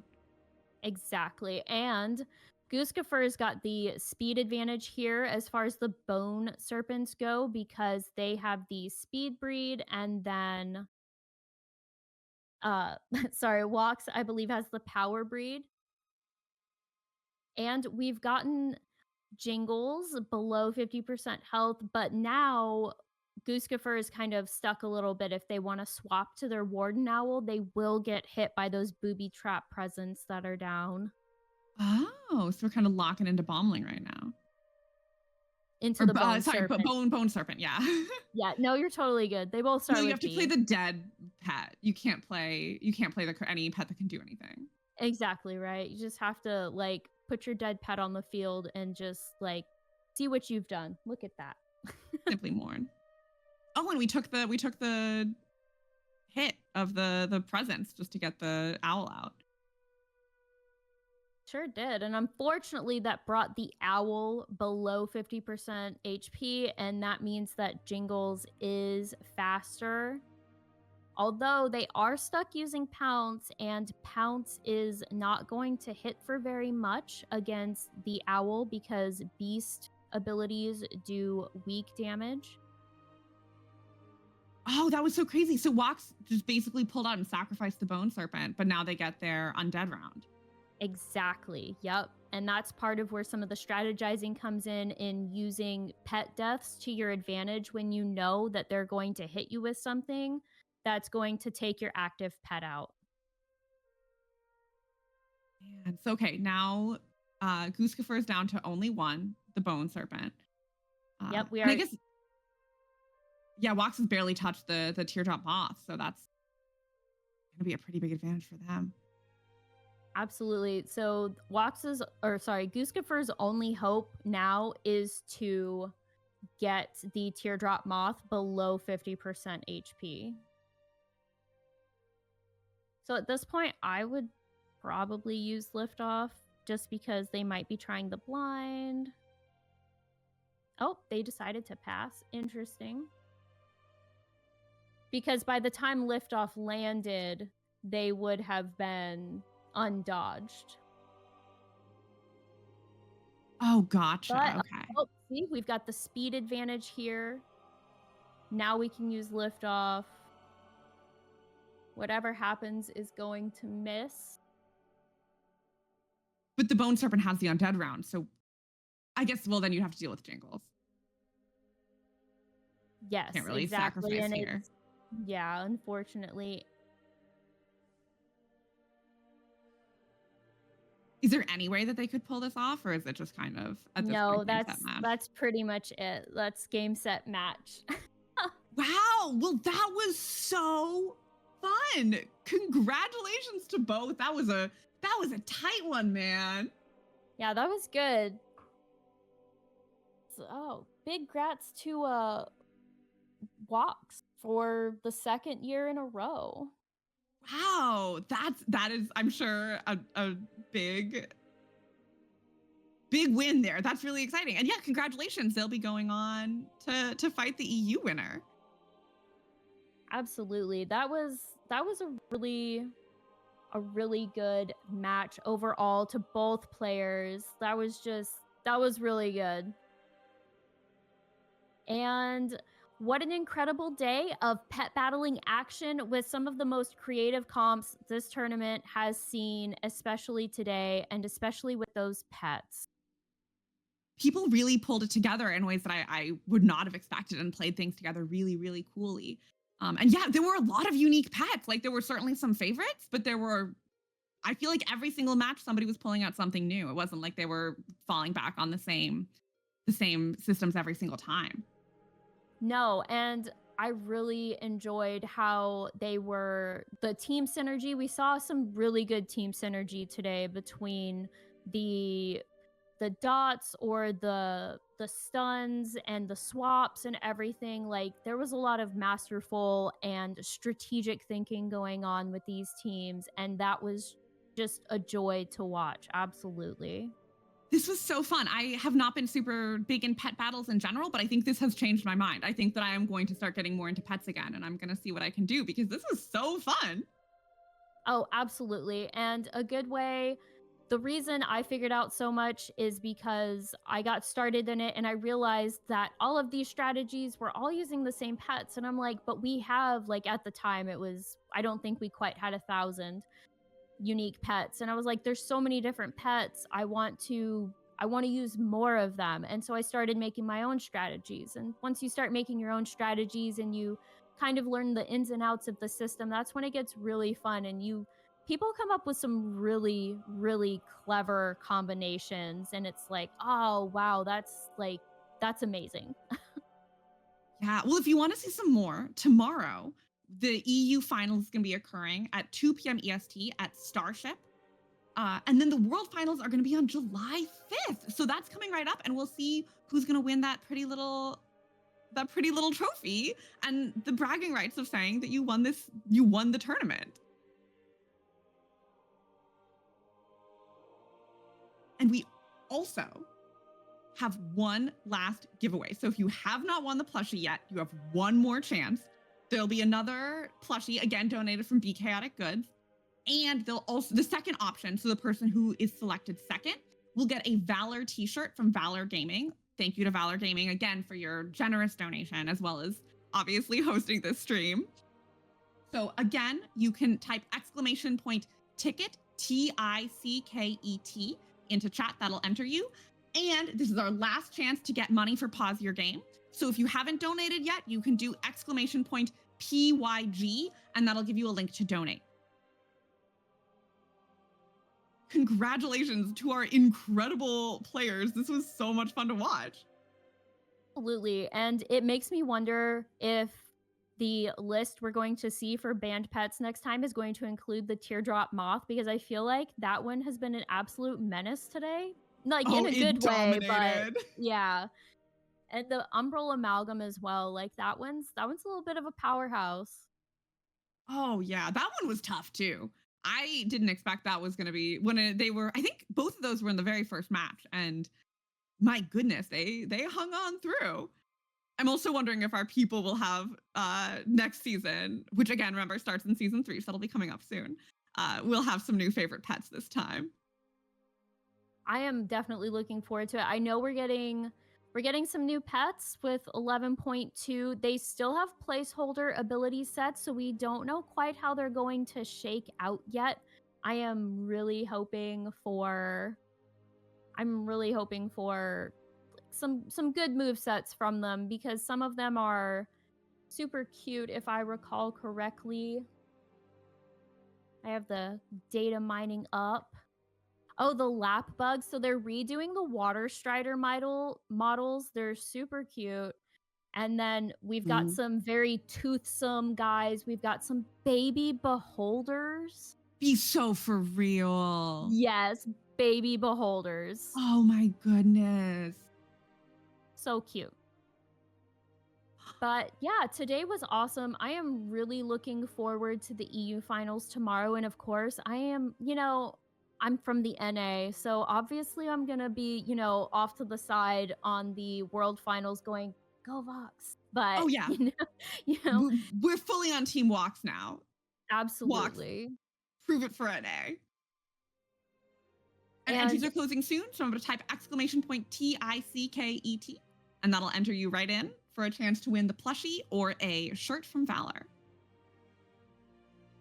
Oh, yep. And as it came up on the screen, the top used pet was Jingles, and you can definitely see why. That little guy is he's fierce. He is rough. He's a cutie though. There's a lot of cute pets. Oh yeah, the teams have really outdone themselves in recent years with some of the model upgrades, like the mouse in the bottom right corner right now. Or the rat, sorry, that's the rat model now. It's so cute. Like I can't tell the devs enough how adorable some of these models are. I have just been super stoked. So we got our winners. Congratulations again to Dracos the Veteran. I was feeling so sad when you were saying in chat that you really wanted the plushie, and now you get it because you're the first one selected. And Gooskaffur, also congratulations. You get a little Valor shirt, which I'm gonna be honest, I have a piece of Valor gear and it's one of the best things that I own. So very happy for you. Yeah, congrats to the winners. Those plushies are adorable, and I'm sure the shirt is going to be awesome. Oh, yeah. I'm glad that Goose got that. I think that, especially after that final round, that was well-deserved. All right. Well, I think that that's it for today, right? Yes, indeed. I think so. All right. So, again, absolutely incredible day of pet battling, and a big thank you to all of our competitors and all of our sponsors and everyone in chat being here today, and everyone who donated to the wonderful initiative of Pause Your Game. Which you do still have another second if you want. You can type !PYG and get your final donations in. Yes, and a huge congratulations to all of today's tamers, and of course a massive shout out to our winner Woxbc, who's now headed to the World Finals on Saturday, July 5th to battle the winner of the EU bracket for the custom trophy and the title of Season 2 champion. Don't forget, every competitor today also walks away with a limited edition enamel pin, custom made with this season's theme. You can't buy one, you can't trade for one, you earn it in battle. And again, today's stream was proudly in support of Pause Your Game. If you haven't already, hit that !PYG command in chat and consider donating to help real-world pets find forever homes. That mission matters. Pause Your Game helps save shelter animals from unnecessary euthanasia by empowering the gaming community to make a difference, running every stream, every match, every donation into hope. Thank you so much to our community, our players, and our supporters, and a huge thanks to Valor Gaming, Starship EU, warcraftpets.com, Icy Veins, Raider.io, Zufu's Pet Guides, and everyone behind the scenes who makes this tournament happen. I would also like to take this time to announce that as of next season, the Pet Battle PvP tournament will be renamed and rebranded to the Pet Masters League. Pet Masters League. I love it. Okay, friends, we will see you on July 5th at 2 p.m. Eastern at the World Finals here on the Valor channel, where the top 2 pet tamers in the world will battle it out for the coveted trophy. A special thanks once again to Valor for providing creative direction, event planning, and community engagement. Valor's involvement with this tournament reflects their commitment to fostering meaningful content, competitive excellence, and uplifting causes like Pause Your Game. Until next time, keep training, keep battling, and as always, stay positive, and we'll see you next time.